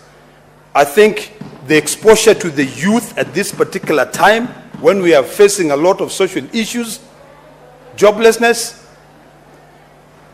should not be to gambling, but should be to working hard to making money. You know, our country is so good. Our country, you can only compare our country with other developed nations. But sometimes, even if we are passing through, the word is leapfrogging. Even if we leapfrog, sometimes certain things, we cannot just say you are born today and tomorrow you can be able to walk. But because of technology now, there are certain things that we don't need to go through the entire industrial revolution process for us to be able to manage how to do it.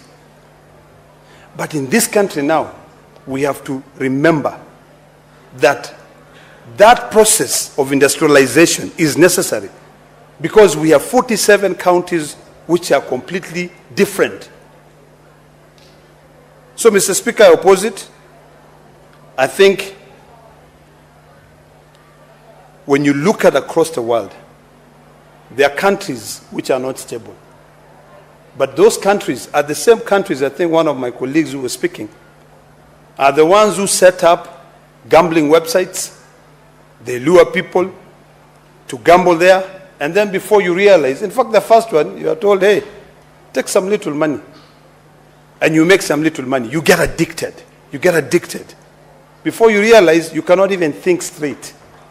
I think the only gambling that I can be able to say, it's one that can be allowed in this country is in the stock market. Because at least in the stock market you are seeing there is a company here, Safaricom as an example. Yesterday I was reading somewhere that Airtel has now surpassed Safaricom in terms of their customer base. You know, when you are told invest in those companies, gamble in those companies, there is something where you know you'll be watching your stocks rising on a daily basis or going down, which is life. But where you are putting in and you don't know whether you're going to get money to buy a loaf of bread or even a cup of tea. No. I say no to that. So, Mr. Speaker, with those many remarks, I completely oppose this report, and I oppose anything to do with gambling in this country at this particular time. I think in the next 10 years, once we've been able to fix our current problems of understanding each generation, is when I'll be able to entertain anything to do with gambling. So, Mr. Speaker, sir, I oppose. Senate Majority Leader. Thank you. Mr. Speaker, I rise to support this motion, which is a report of the Mediation Committee from the Senate and the National Assembly that brings to a close a very difficult exercise that we've had, which is to try and rein in and bring control on a very difficult sector. A sector, Mr. Speaker, that has been described very ably by my colleagues. In fact, I agree with them on their prognosis What I do not agree with them, final, is a final diagnosis. What they eventually consider to be the solution. I've listened to my colleagues, Senator Ledama, Senator Cherargei, and while I agree with all the things they have said about gambling, Mr. Speaker, I am afraid that what they are prescribing as a solution might not serve us. We live in very interesting times, Mr. Speaker. You know, in the year 2018, this Parliament, the Senate, sponsored me alongside a few of my colleagues to Colombo, Sri Lanka, for a conference titled Evidence-Based Decision-Making. That conference eternally changed my life. And to date, as a lawmaker, if you follow me every afternoon, Mr. Speaker, including yesterday, I follow the evidence before making a final decision.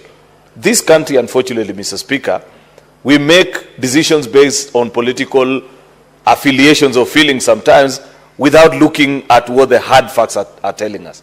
And that's a debate we had here yesterday, for example, where I tried to remind my colleagues who are here, Senator Sifuna, Senator Alwale, Mr. Speaker, that while it is long held that there are counties that are rich and counties that are poor, a better way of looking at places, Mr. Speaker, to consider for affirmative action of any kind, Mr. Speaker, is to break it down to the lowest administrative unit, which is a sub-location, Mr. Speaker, and have a nationwide consideration.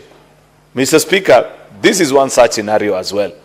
We agree that gambling is a menace that has messed up so many young people, so many families, so many women, because it's not just young men, Mr. Speaker. You will recall that there were times when they had put some slot machines across the country. It was a very interesting spectacle where you'd find women folk in the village at about 4 o'clock trooping from their homes to the center to go and slot in the coins, Mr. Speaker, with the hope that they were going to have their luck on that particular day. I'm afraid, Senator Ledama, that you know when we legislate, we pass laws for things that we know, things that we like, and those that we don't. I understand very little about gambling. In fact, I don't know even how to gamble. But unfortunately, as a lawmaker, Mr. Speaker, I have to make decisions that are in the best interest of the people that I represent. Rift Valley, where I come from, Mr. Speaker, is a mecca of bettors. That's where the hardcore betting population of this country lives. And I know this from very, excuse me, very sound authority, Mr. Speaker, on statistics that I've seen. How many young people wake up trying to get 100 shillings or 50 to place a bet on something with the hope that they'll succeed. And of course, like has been described by many of our colleagues, 90 to 99% of the time they don't succeed, because that's how gambling works. I know that there's something they say, the house never loses, the house always wins. Unfortunately, Senator Ledama, choosing not to regulate this sector is not an option that you want to take. Why? Because even if we made the decision that we want to ban gambling in Kenya, are you aware that 60 to 70% of gambling nowadays has gone online? And they are from sites that don't even exist in Kenya. And those sites, just listen, Senator Ledama, I've done some good research on this. Those sites are operated by very sophisticated software that even if you block their IP address this minute, by the next minute, they have generated a new one. And our young people are following those sites there. So we must think of ways of how we will regulate this sector, because unfortunately, banning or choosing to close our ears and eyes and saying that this is not allowed in our country, Mr. Speaker, is burying our heads in the sand. We live in a digital world. Unless we want to say that we block the internet, perhaps that's the only solution that remains. But as it is today, Mr. Speaker, the unfortunate and the hard reality is that we have got to find ways of bringing order to this sector. Countries all over the world continue to grapple with this. I took time. Actually, the former ambassador to Kenya from the UK. Yes, I don't mind. Senator Olekina, proceed and inform Senator Cheriot. Thank you, Mr. Speaker. Mr. Speaker, I appreciate the fact that the Majority Leader began his debate by giving us a history of what led to his style of debate, evidence-based. Mr. Speaker, when it comes to the issue of evidence-based, it is imperative to remember that as a country, what we need to remember is that our national identity card number is the one that unites us.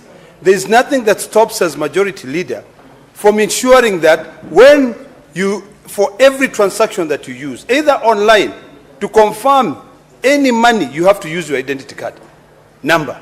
In fact, nowadays, when someone cons you, so long as you can get the identity card number, you can find a way, and we need to be able to find a way, Mr. Speaker, and this is what I'd like to inform the Majority Leader, that we can use that identity number to block you from doing any other transaction. In other countries, Mr. Speaker, where gambling is restricted, the moment you try to gamble, you're asked to put your national identity number or your driver's license number. If you go to Australia, before you enter a club, and they know you're not supposed to enter a club when you're not 21 years old, you give out your ID number. In a club, they run it through to make sure whether that ID is legit or not. Nothing stops us from ensuring that this website that the Majority Leader is talking about, that if you block this IP address, even the IP address is a problem, ensure that everyone, any transaction which is done in the Kenya space, even if the site is in Germany or America, requires you to put in your ID number. And if you put in your ID number, if you're not over 18, or if it is gambling, it blocks. There are ways around it with technology and AI. Senator Ledama needs to spend time with these young people to understand what I'm telling you. Those sites are not hosted here in Kenya. They are not designed here in Kenya. Therefore, you cannot determine for them what information they require from the people that are placing bets on those particular sites. They make payment using cards, ATM cards, Mr. Speaker, and sometimes on mobile money. Therefore, it is not possible, Mr. Speaker, to do what Senator Ledama is proposing, because I know for a fact, Mr. Speaker, that these online platforms that are taking away most actually of the gaming revenue, Mr. Speaker, away from this country. And that is another discussion we need to have all together. Because second thing, Mr. Speaker, in the administration of the gambling space, Kenya and Tanzania took two different paths. Kenya decided to treat it as a social ill that needs to be regulated. And therefore they imposed a sin tax on it in the form of an excise duty, meaning that every time you place a bet, Mr. Speaker, there is tax deductible, just trying to dissuade people from participating in it. And that is what has led to a lot of traffic going offline, away from the dominated, away from the regulated online betting spaces in Kenya, Mr. Speaker. Tanzania, on the other hand, chose to be facilitative and appreciated and said, while this is a social ill, they treated it like just any other social ill. They say, something must kill a man. For you it is gambling, for another person it is drinking. And therefore they said they treat all of them equally. And as we speak today, the level of business that operated in Kenya has gone down, while in that particular part of the country, it has increased. That is point number 2. Mr. Speaker, I do not think that Kenya made the wrong decision.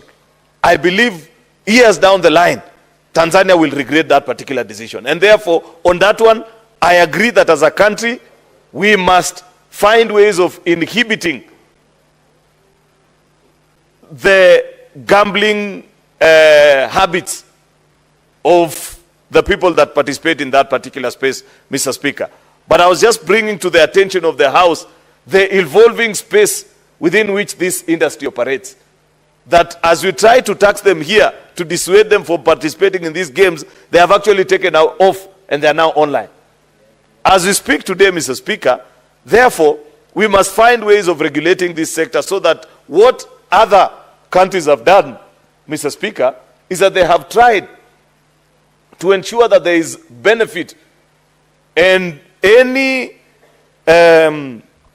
challenges that occur from subsequent months and years of betting to a particular individual are actually sorted by the betting house.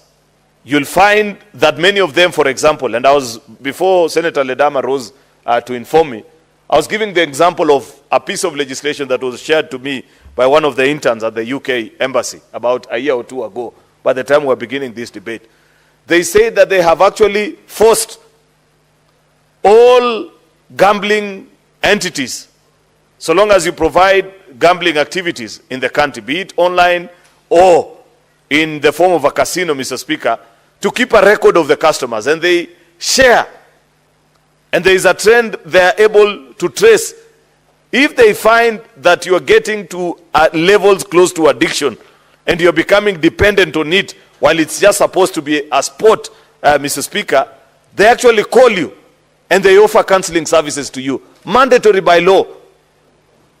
That's the kind of work that we need to demand from the firms that operate gambling activities in this country. That they must look after their customers. That if they notice that you are actually addicted, Mr. Speaker, they provide support services to you as a customer. That needs to be provided by this authority. That's why I want to persuade my colleagues that turning our backs on our countrymen and women that are struggling with this menace, Mr. Speaker, is not an act of leadership. It will be an act of cowardice on our part. While we may not agree with their choices, Mr. Speaker, we pass law in this house for the people that we agree with and those that we don't agree with, Mr. Speaker. I say that I don't know even how to gamble. I have never gambled in my life, Mr. Speaker.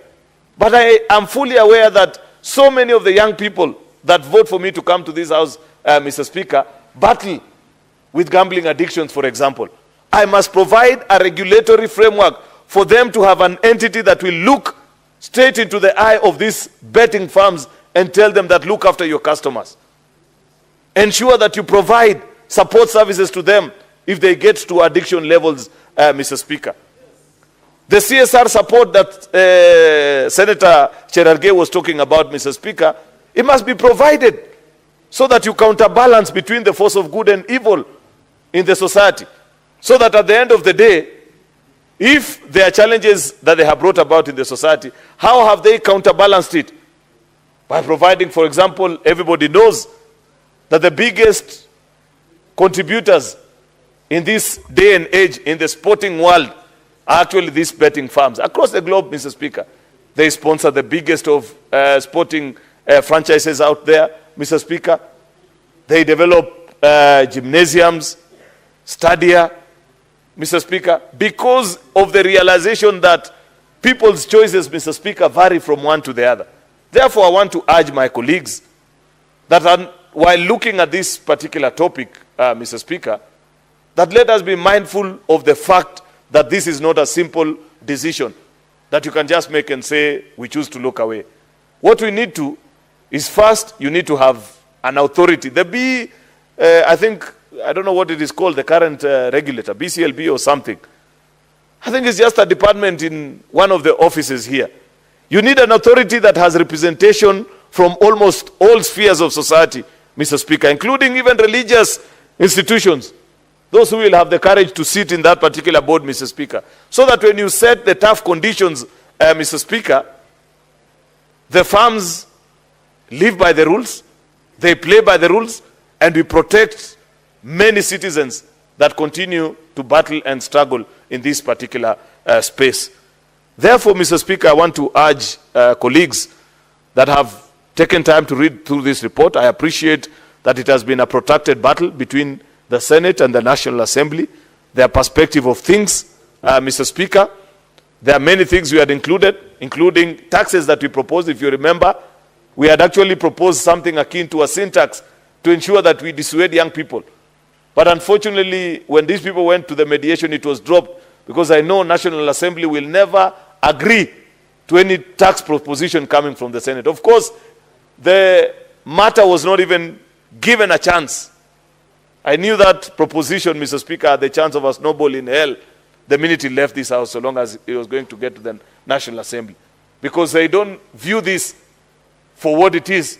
It is a broader conversation about what is the space of Senate with regards to taxation and so on and so forth. And therefore, we lost it at that. My thinking, because I listened to, I don't know who it was, one of the members who moved that proposal on taxation, Mr. Speaker, was actually to sort that issue that I had proposed, or that I had spoken to earlier, between how we chose to administer betting and the difference in approach we took between us and Tanzania, Mr. Speaker.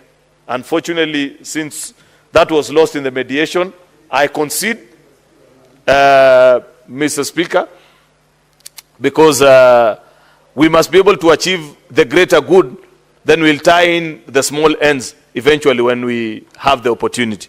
So I want to request that we conclude on this business today, Mr. Speaker, if possible, so that when we get the opportunity to have a regulatory authority, then we shall invite them to this house and now ask the hard questions, Mr. Speaker. Maybe, I don't know, maybe, just maybe, that there are technological solutions that are available to these companies that are running betting, Mr. Speaker, online and don't have presence in Kenya. They don't pay taxes in this country, Mr. Speaker.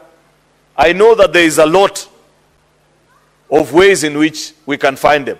I know, for example, Senator Ledama, because earlier on you had asked me what might be the solution, is that you can force their bookmakers, because all these online betting firms rely on bookmakers that are actually regulated in countries that have even stronger regulations in this space than the Republic of Kenya, Mr. Speaker, to give us the odds so that you're able to establish how many transactions they made out of this country and what it is that they paid. Because now in this law, thanks to the mediated version of the report, even if we have no ways of finding and establishing, we shall continue to demand of them until such a time that we catch up with you. You may be domiciled out of a country that a tax haven somewhere that Kenya has no relationship with, but somehow, somewhere, the long arm of the law, when it eventually catches up with you, then you will pay into the Republic of Kenya. Therefore, I appreciate that proposition that has come from this committee to tax even those that are participating in the online space and have no physical space in offices in Kenya, Mr. Speaker. You may not have the chance to recover anything from them at this point, but somehow, somewhere, one day, one time, Mr. Speaker, you will find the opportunity. Lastly, Mr. Speaker, is to ask our colleagues, Mr. Speaker, to treat this matter with the urgency that is needed. Because listening to those that are opposed and supporting this, there's one point that we all agree, that this is a space that needs our urgent attention as policy makers, Mr. Speaker, so that we find a way. Senator Ledama is proposing that we create a city akin to Las Vegas, or the one for China is called what? Macau. But that will only work for those that operate on casinos, Mr. Speaker. What about those that participate on these in the online space? What will you do to them? Like I have said, there is no way of stopping them, Mr. Speaker. Therefore, I want to urge Senator Ledama that let's create the authority first, then the rest follows. With those many remarks, Mr. Speaker, I beg to support and thank the colleagues that did a lot of work in bringing this report before the House. I thank you. Thank you, Majority Leader. And it is good that you declared you've never participated in gambling. But I'm just wondering, is sending fare a gamble?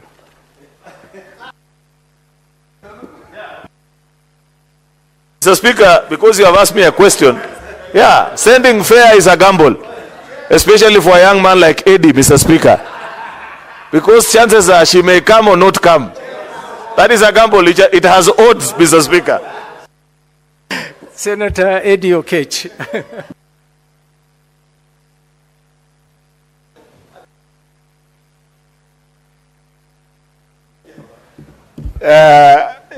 Mr. Speaker, I want to thank you so much for giving me this opportunity. You know, Mr. Speaker, for the first time I've seen a situation whereby you invite Senator Cherio to give a comment on what the Speaker has said without ruling. And, Mr. Speaker, this issue of fare, I'm looking at the eye of the majority. He looks very, very, very annoyed when you raise the issue of fair, although he's smiling, but he's burning in the inside. It seems like he's fair.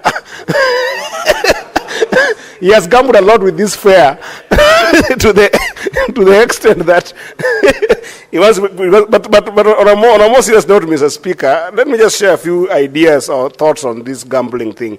And actually, Mr. Speaker, right from the start, I want to say that this is something I seriously oppose. And I totally oppose it for a variety of reasons. I was actually in the mediation team. And I was very clear that this is something that we should not even be able to entertain in our country. Because something like gambling, Mr. Speaker, happens in the context of a society. And every society have got different challenges with how gambling manifests in it. A democracy as strong as the United States, Mr. Speaker, had a serious gambling issue in the latest years that we have seen in the last 20 years, to the extent that, Mr. Speaker, that despite that the United States is actually a 200 years democracy, they have really struggled with the issue of gambling. Because there are a number of vices that come with gambling that, Mr. Speaker, cannot be commensurate with the benefit that you come with whatsoever. In fact, in 2018, I had just left the United States 2 years before that, when the conversation about gambling was going on very strongly. And Mr. Speaker, in 2018, there was a Supreme Court decision that declared sports gambling in what we call Murphy versus the National Collegiate Athletics Association unconstitutional, to the extent that this was a case that was looking at sports gambling and the vices that was bringing among young people in the United States. And the fact that the United States had, even as a city where we call it Las Vegas, where you can actually go and do gambling there, and some sort of regulations that are within states that allows for resources from gambling to be able to enable those states raise some revenues without necessarily taxing people, or rather adding more taxes on people, and then do very specific services to those states. For instance, where you find originals who are in the United States, who we call the Red Indians, their communities must have been left behind in some inequality issues around economic development that has happened in the United States. You might find that some gambling might be allowed in those quarters just so that you can raise resources to enable them be able to deal with those services that their communities need. But other than that, Mr. Speaker, the overall issues and the overarching issue of gambling, Mr. Speaker, becomes a very complex thing to maneuver, even in advanced economies that can be able to monitor those vices like the United States. And Mr. Speaker, the question here is, this particular mediated version is very heavy on the opportunity for our government to raise taxes. But Mr. Speaker, when you look at an industry like gambling, this is what you call regressive taxation. Regressive taxation, Mr. Speaker, is where the amount of money you'll be able to collect practically from an activity such as gambling will continue dwindling, going down, but because you have given it an element of law to exist, the amount that are being earned from that particular vice by people who have invested in it will continue to be abnormal in terms of their exponential growth. So therefore, you can never use gambling as a place to target tax revenue. Because it's one thing that if you allow, it has got what you call negative externality. When you allow it to happen in your economy, you cannot control where the revenues are going to come for the owners of those businesses. So then it goes without saying that other vices that are going to be there will always cost the government more in terms of dealing with them. Mr. Speaker, for instance, if you allow gambling and you're making, for instance, you're making, let's say, 4 billion for purpose of conversation in terms of taxation, and then you go an industry that goes to about 800 billion Kenya shillings, and you're only taxing 4 billion because it's regressive. And then, while you're doing that, you find a society where young people are not employed, young people don't have technical ability to go to school because they are adapted in what we call compulsive gambling. Compulsive gambling is where other behaviors have developed in your entire population, where kids from secondary schools and primary schools start gambling behind the scenes in the black market. You don't have control because they can be able to afford mobile phones. You don't have control of their behavior. They start gambling. And then this is starting to impact their education, starting to impact their concentration in school, starting to impact their behavior in terms of even starting to steal from their parents to go and gamble.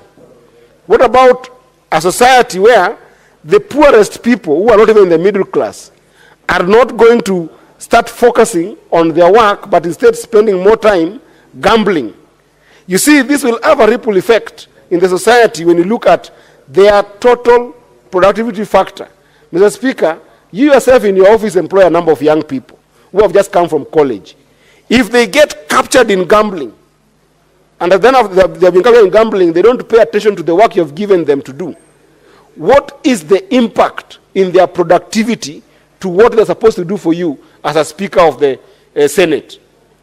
What will end up happening is that you will have this big impact, and that's what we call it compulsive gambling, in the sense that the negative effect in the society is so big that even if you are to collect a lot of taxes from it nominally, not in absolute terms, because in absolute terms, the money that's going to gambling is always going to be humongous. It's always going to be exponential compared to the money that you end up getting into the taxes. Now, why do we collect taxes, Mr. Speaker?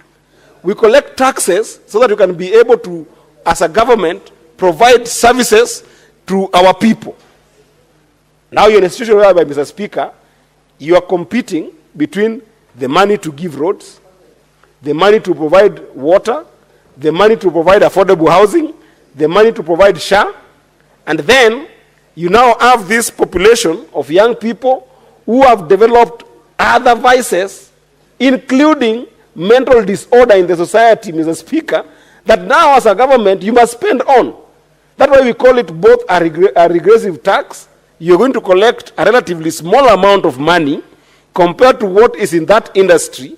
And then secondly, you're going to have compulsive problems where you have, as a government, to spend in those problems. You will have to spend on the population that is not productive. You'll have to spend in the population that is becoming, having mental disorder. You'll have to spend in the population that is facing problems of selling their assets and becoming poorer. So you're getting tax that is regressive. It will never help you. Gambling cannot be a place where a government wants to go and face and start looking for taxation as a revenue. It doesn't work like that. In fact, if we had got stronger counties, Mr. Speaker, then this gambling thing could have been left for county legislations, where counties see it possible that we are going to have this particular form of gambling or level of gambling to provide a certain service for on-source revenue. Not even as a substantive tax, but for on-source revenue, like what is happening in the US, where states, especially those who have got red Indians who are struggling, are allowed to collect some form of revenue from very limited and very restricted gambling activities, and in very restricted areas like Las Vegas. Then you help the society, Mr. Speaker. Why are we as legislators seeing this bill passing right in front of us and we let it go when this is something that will have a ripple effect? Mr. Speaker, you will see the level of growth of gambling companies when you pass this bill.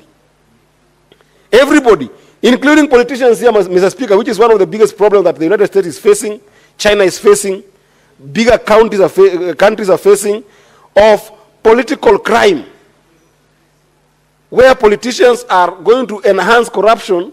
It's going to work the same way we are seeing sometimes some mushrooming petrol stations, where even in neighborhoods where we've got residential tickets, people opening up petrol stations as a way of sometimes hiding some funds.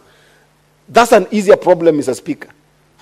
A bigger problem is being able to allow for this bill to pass and make it even easier for people to have gambling licenses, Mr. Speaker. Because there is no way to monitor a gambling activity apart from just the revenue metrics, which is what we are putting here, to be able to look at what revenue has come in and what can we be able to get from that revenue.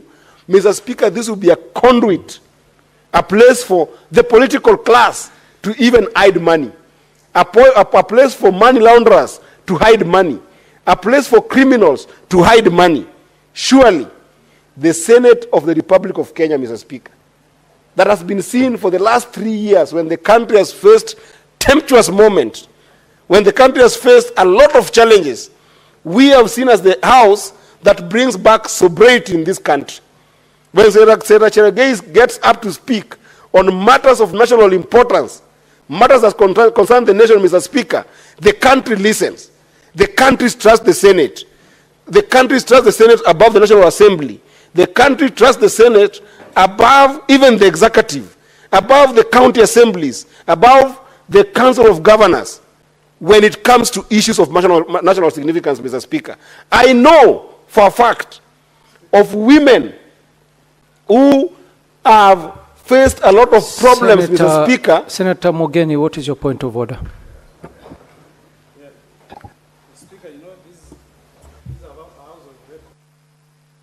I've had my good friend, Senator of Migori, making some bad inference against other legislative houses, where he says that data existing shows that Kenyans don't trust the National Assembly, they don't trust our 47 county assemblies, they only trust the Senate. Is that factual, going by the contents of Standing Order number 105?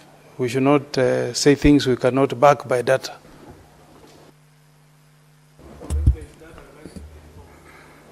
Senator Eddie, what did you imply by that statement? Mr. Speaker, first of all, you know, Senator Morgan is my senior. I know how much I respect him. He should not say what I did not say. I did not say that those other institutions are not trusted. I just said we are trusted more than them. It's a level of trust. It's an issue of level of trust. And there's a number of data, including Muzalenzo Trust, Mr. Speaker, that does all these data-driven research that shows that Senate is actually more trusted as an institution by Kenyans. Since you've referred to an existence of data, yes. According to Senator Mogeni's point of order, yes. Are you able to substantiate by tabling those data so that Mr. Speaker, if you give me time, I'll bring you the Muzalenzo data and show you just how much Senate is trusted across board in the country in terms of making sober decisions. And actually, I was calling to the conscience of my, because I know I might get a time to speak, and perhaps I need to bring him up. He just got in. I need to bring him back that we are discussing the gambling bill. And I wanted to tell him that as my senior, I was trying to appeal to his consciousness that this bill very well, Senator Eddie, you will substantiate by the next sitting. Sure, I will do that. But I wanted to appeal to him as one of the senators that this bill around gambling, and especially predicated upon the idea that we are going to make some significant tax revenue from gambling, is indeed a bad bill, in the sense that you cannot predicate the idea of getting tax revenue from gambling when exponentially people will make more money than the taxes that you're getting, but the impact of the vices that you will have in the society.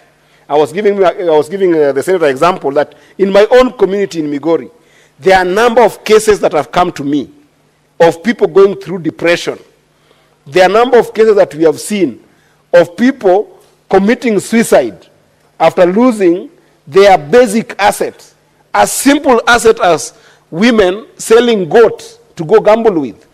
As simple asset as young people selling their motorbikes that they have saved over and over time, over 3 years, to purchase a motorbike, then they sell it to go and gamble with it, and then they end up losing everything that they had. The impact is so big that if it's not only for mental health disorders or in places whereby we have got suicidal cases, where people have killed themselves actually because of this gambling problem, it also even furthers crime, Mr. Speaker. Because in a situation whereby a young person or even any other member of the society has lost their assets, have lost in this gambling, and even in some cases they have lost their jobs because of this gambling problem, what happens where somebody has got the mental stamina not to commit suicide?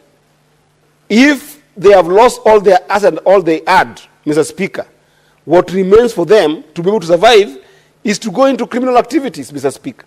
And we see these vices over and over in the society. So, Mr. Speaker, I know there's temptation to try and regularize this bill to make it look like we're going to have a framework that will make sure that we encapsulate the entire gambling industry into a tax bracket. But I think that this is one of those areas that will dissuade us not to be excited about as a country, as a place to be able to get taxation.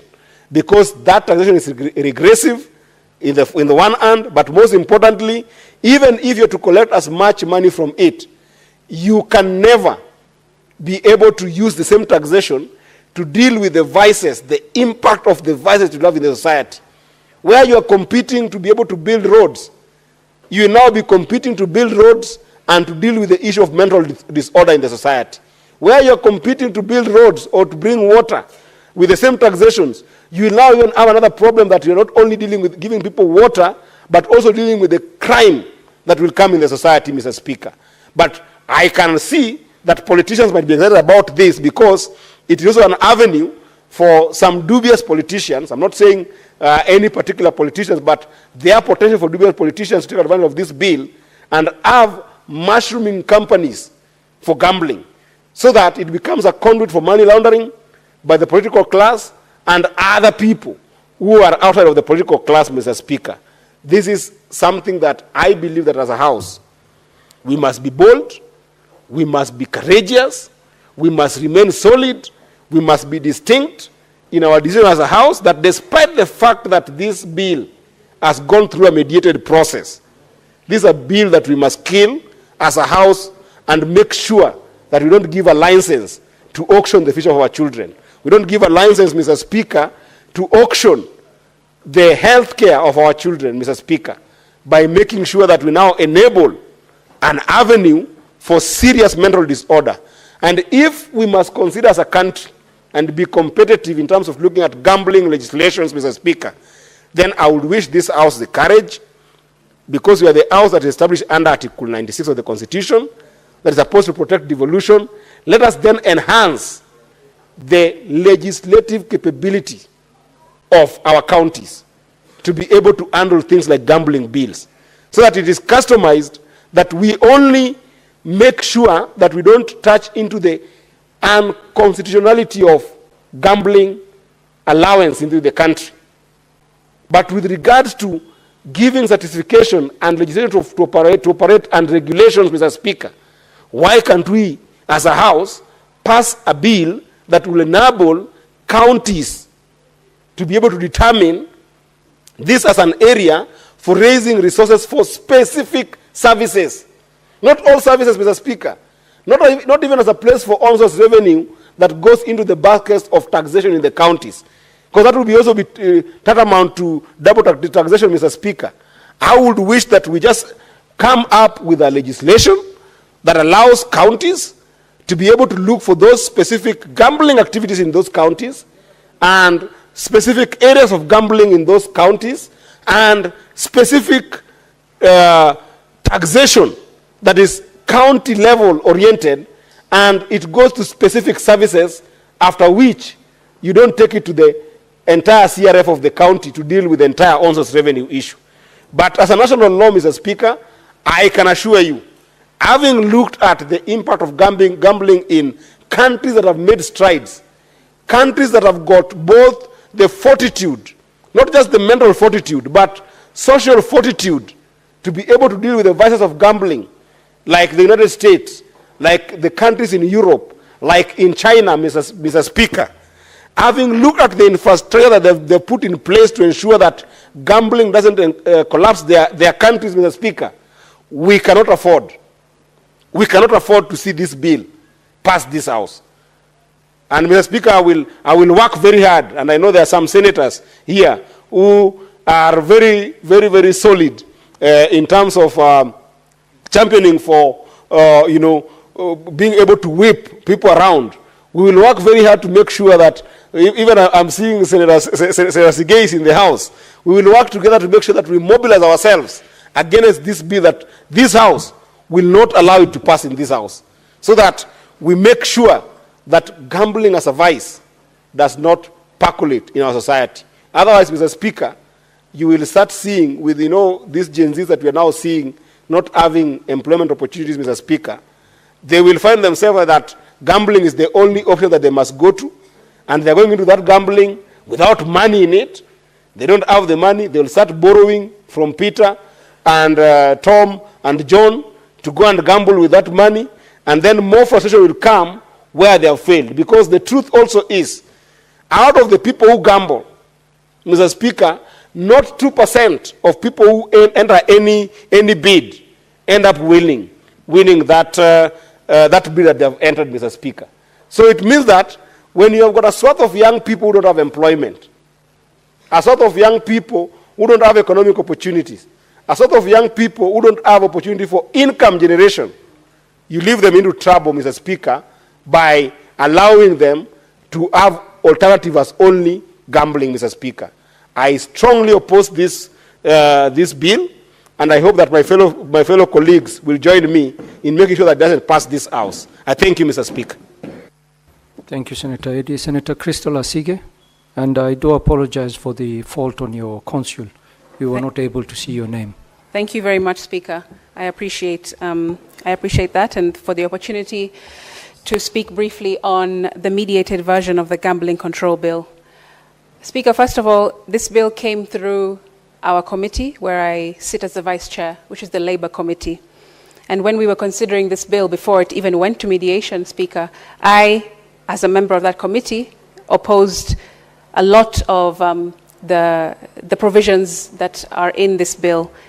And also because the spirit of gambling, for me, Speaker, is not really a legislative endeavor. It, I feel, needs to be thought about more in a philosophical way.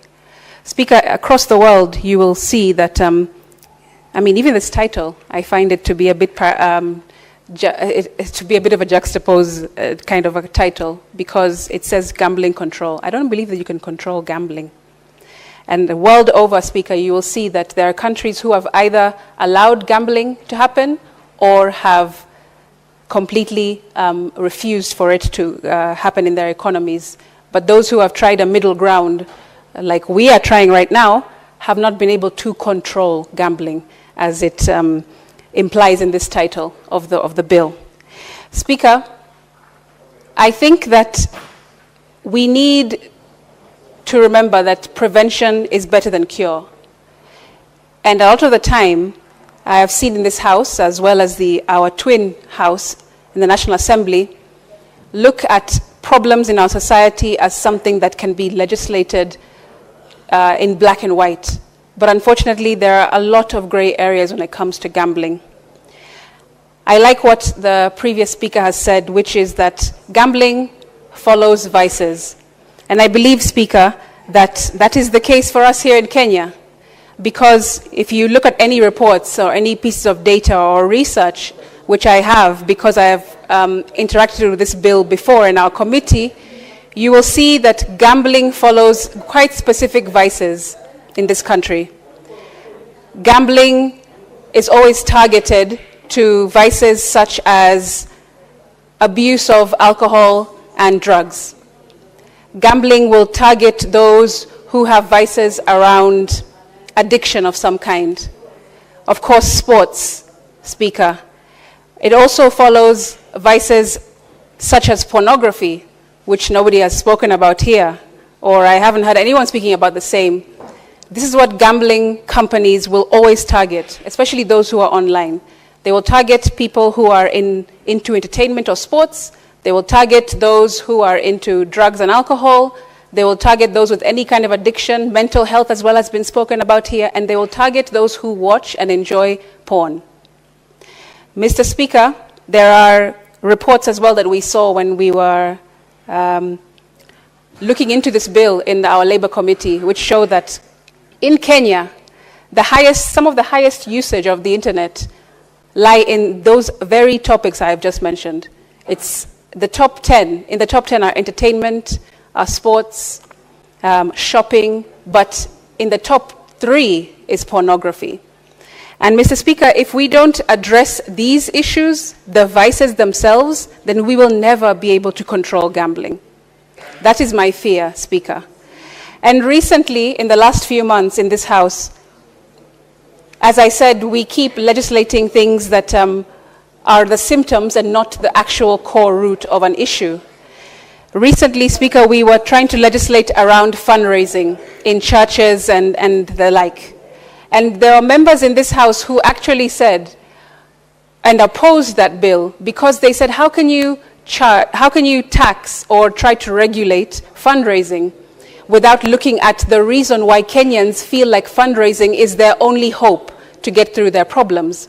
When somebody fundraises for a sick relative, we must not regulate the fundraising. We must ask, why does this person feel like the health system has failed them? When somebody is trying to fundraise, for example, for education or taking someone to university, you must not regulate that, but you must ask, why is this person feeling that the education system has failed them, and that's why they have to look into their family and friends and community to raise funds for education? Same principle for me, Speaker, lies here.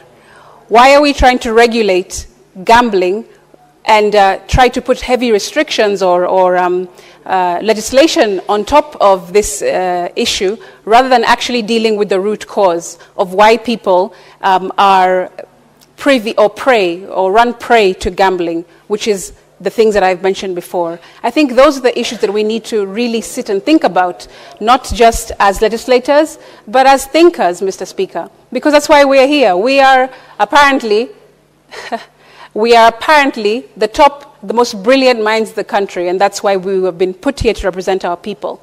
And if we cannot sit and think about the root cause of our issues as a country, rather than always treating the symptoms and slapping a piece of legislation on top of it, then we will never, ever control anything. Nonetheless, gambling is my opinion, Speaker. And even if we go ahead Senator Mungatana, Cherargei, and AD, please consult in low tones so that we can hear Senator Crystal. Proceed. Thank you for protecting me from the members who are consulting. This is a very emotive subject, and I'm sure that they are busy discussing my submission as I speak. Thank you very much, Speaker. I want to just underscore and re-emphasize that we need to think about the root cause, curing that, or preventing the root cause, rather than thinking about how to cure it with a piece of paper and regulations. Speaker, even as a creative, let me speak from the perspective of a creative. We recently, in the last financial bill of last year that was thwarted by protests across the country, Speaker, there was a provision or a proposal to start taxing creatives, the creative industry. And creatives came out in large numbers to say, how can you tax us or regulate us when you haven't created an environment for us to even thrive in the first place? What are you going to tax out of us? Creatives said. And Speaker, that same idea, I will take it not literally, but there are similarities from that to this, which is, why would you want to tax a base of people who clearly are showing symptoms of issues that we have not solved as society? Rather than solving them, we are punishing them for being unemployed, for being addicted to alcohol or drugs or pornography, whatever the case might be, when we haven't actually sat down as thinkers and the most brilliant minds in the country and looked at the research and actually engaged with evidence-based legislation to then realize that, hey, this may not be the actual, or it may not be a sustainable solution to just write a piece of legislation. We need to actually go down to the base, to the core, to the bottom line, which is, why are our people feeling the need to continue to gamble their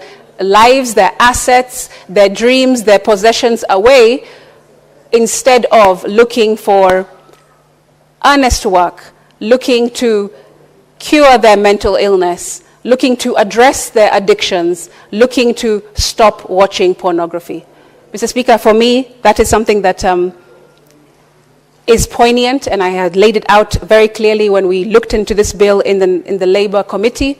It's still the case now, even though there's mediated version, which has not really addressed that same question, which is maybe philosophical, but still has to be answered by somebody. And I would have hoped that this mediated version or this committee would have addressed those kinds of issues rather than slapping us with yet another piece of legislation which may never, ever solve our problem and never bring any kind of control to gambling. I thank you. Thank you, Senator. Senator Andrew Omtata.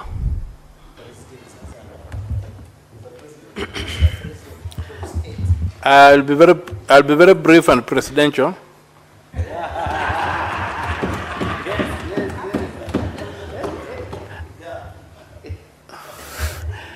First of all, this is a bad bill.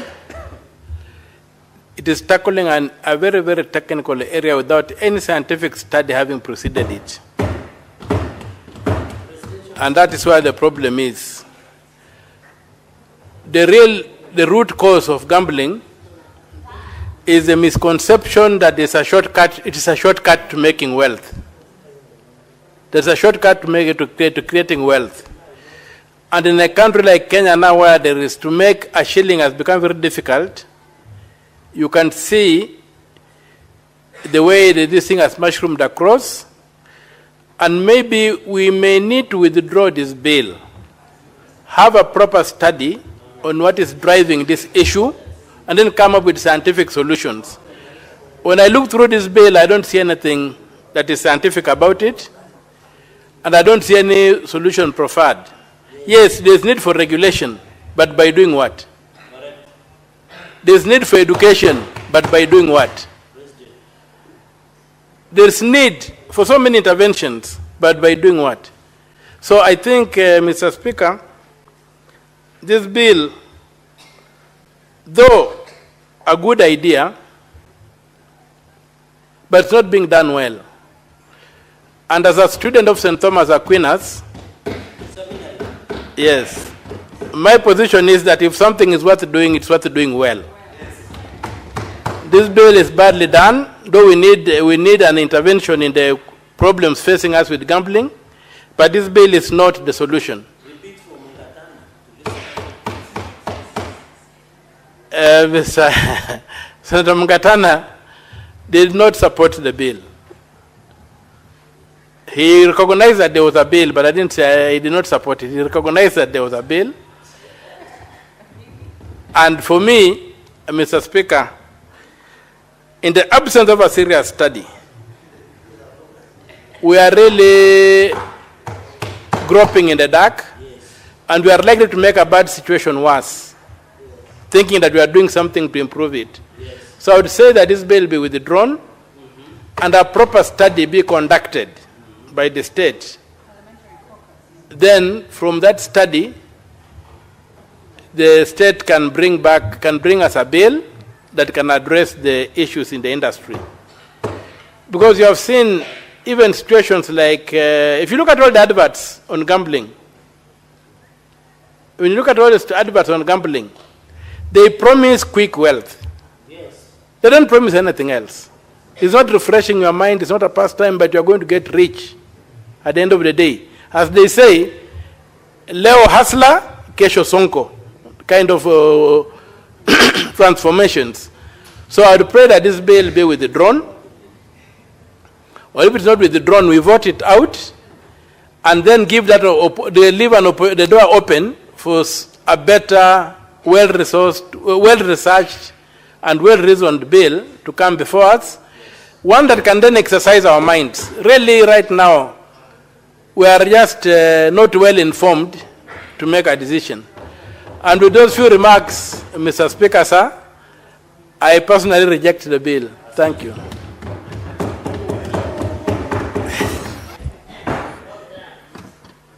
Honorable Senators, there being no other senators wishing to contribute, I call the mover to reply.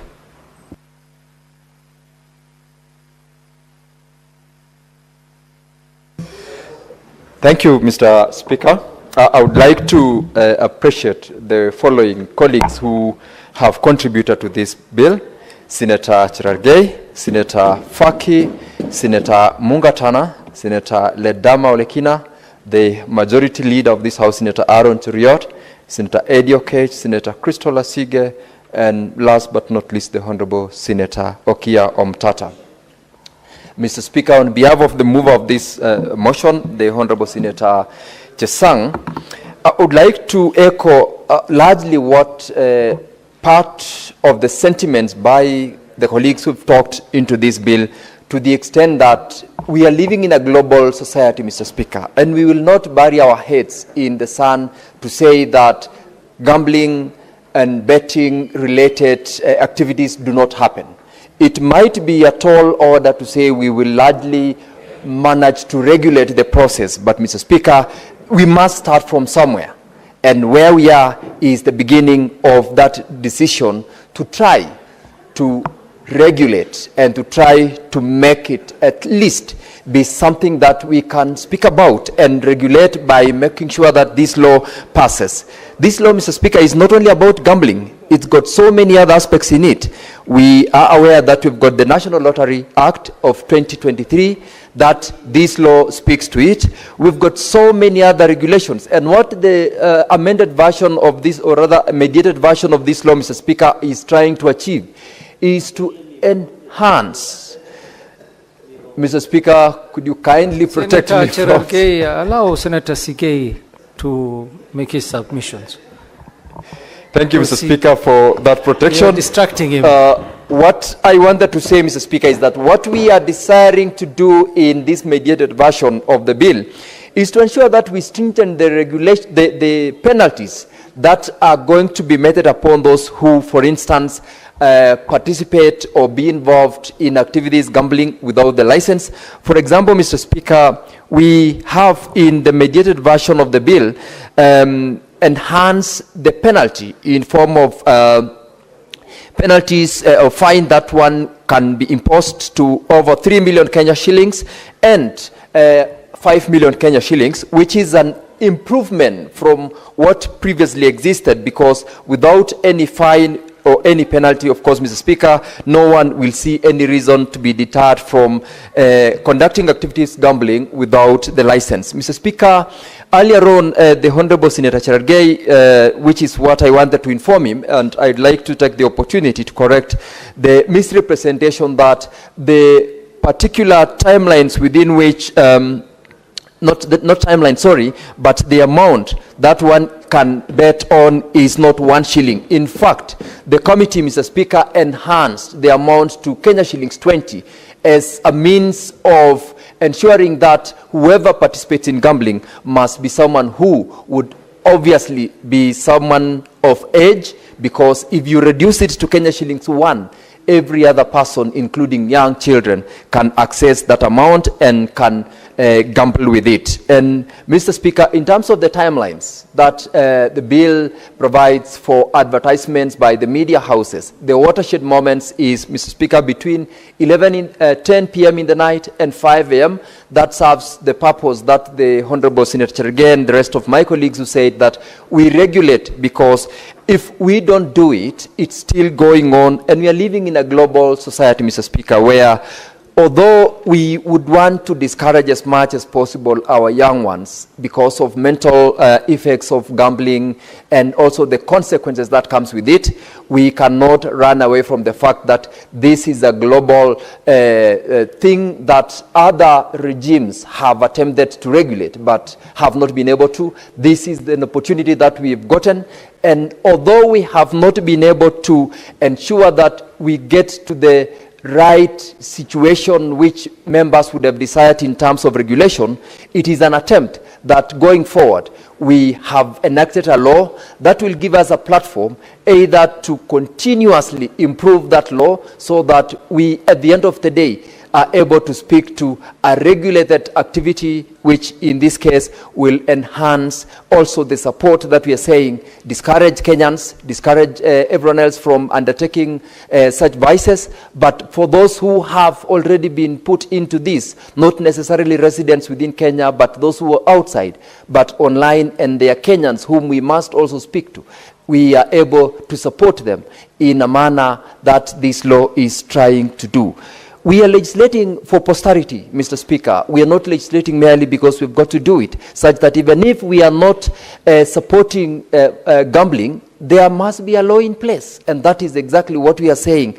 Notwithstanding our differences, our challenges with this particular activity, we must have a law in place. And so, even as I reply, I want to urge the honorable members of this House to support it. And for those improvements that we are saying we need to make, it gives us a room to amend the law. And in the process of amending the law, we also go beyond the law itself and create an environment that will help Kenyans, those who are gambling, those who have been addicted, those who have been affected by gambling activities, to also get an opportunity to undertake an understanding of how else can they exit the vice, rather than just saying we do not want it, we do not want the law, yet the law, or rather gambling in itself, is existing, it's cutting across, and it cannot be ignored. And that is why I want to encourage members to support. And Mr. Speaker, I wish to support, and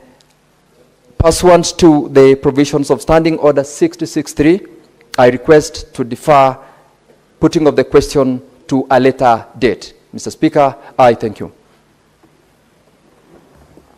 Thank you, Senator. Putting of the question has been deferred. Honorable Senators, looking at the order paper, we will have to defer order number 10, 11, 12, 13, 14, 15, 16, and 17. Clerk, call the next order.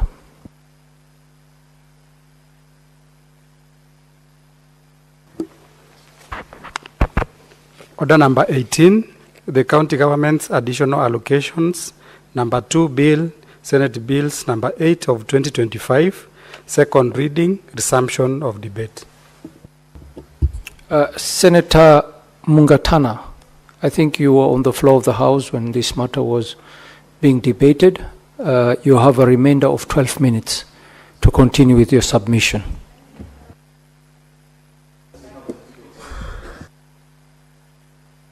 I think Senator Sige is saying something. Oh, okay. Okay.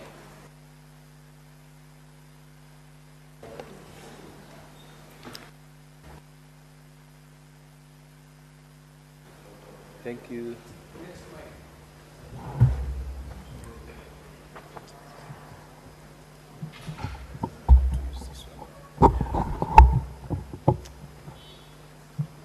I want to use this one. Can I be given this?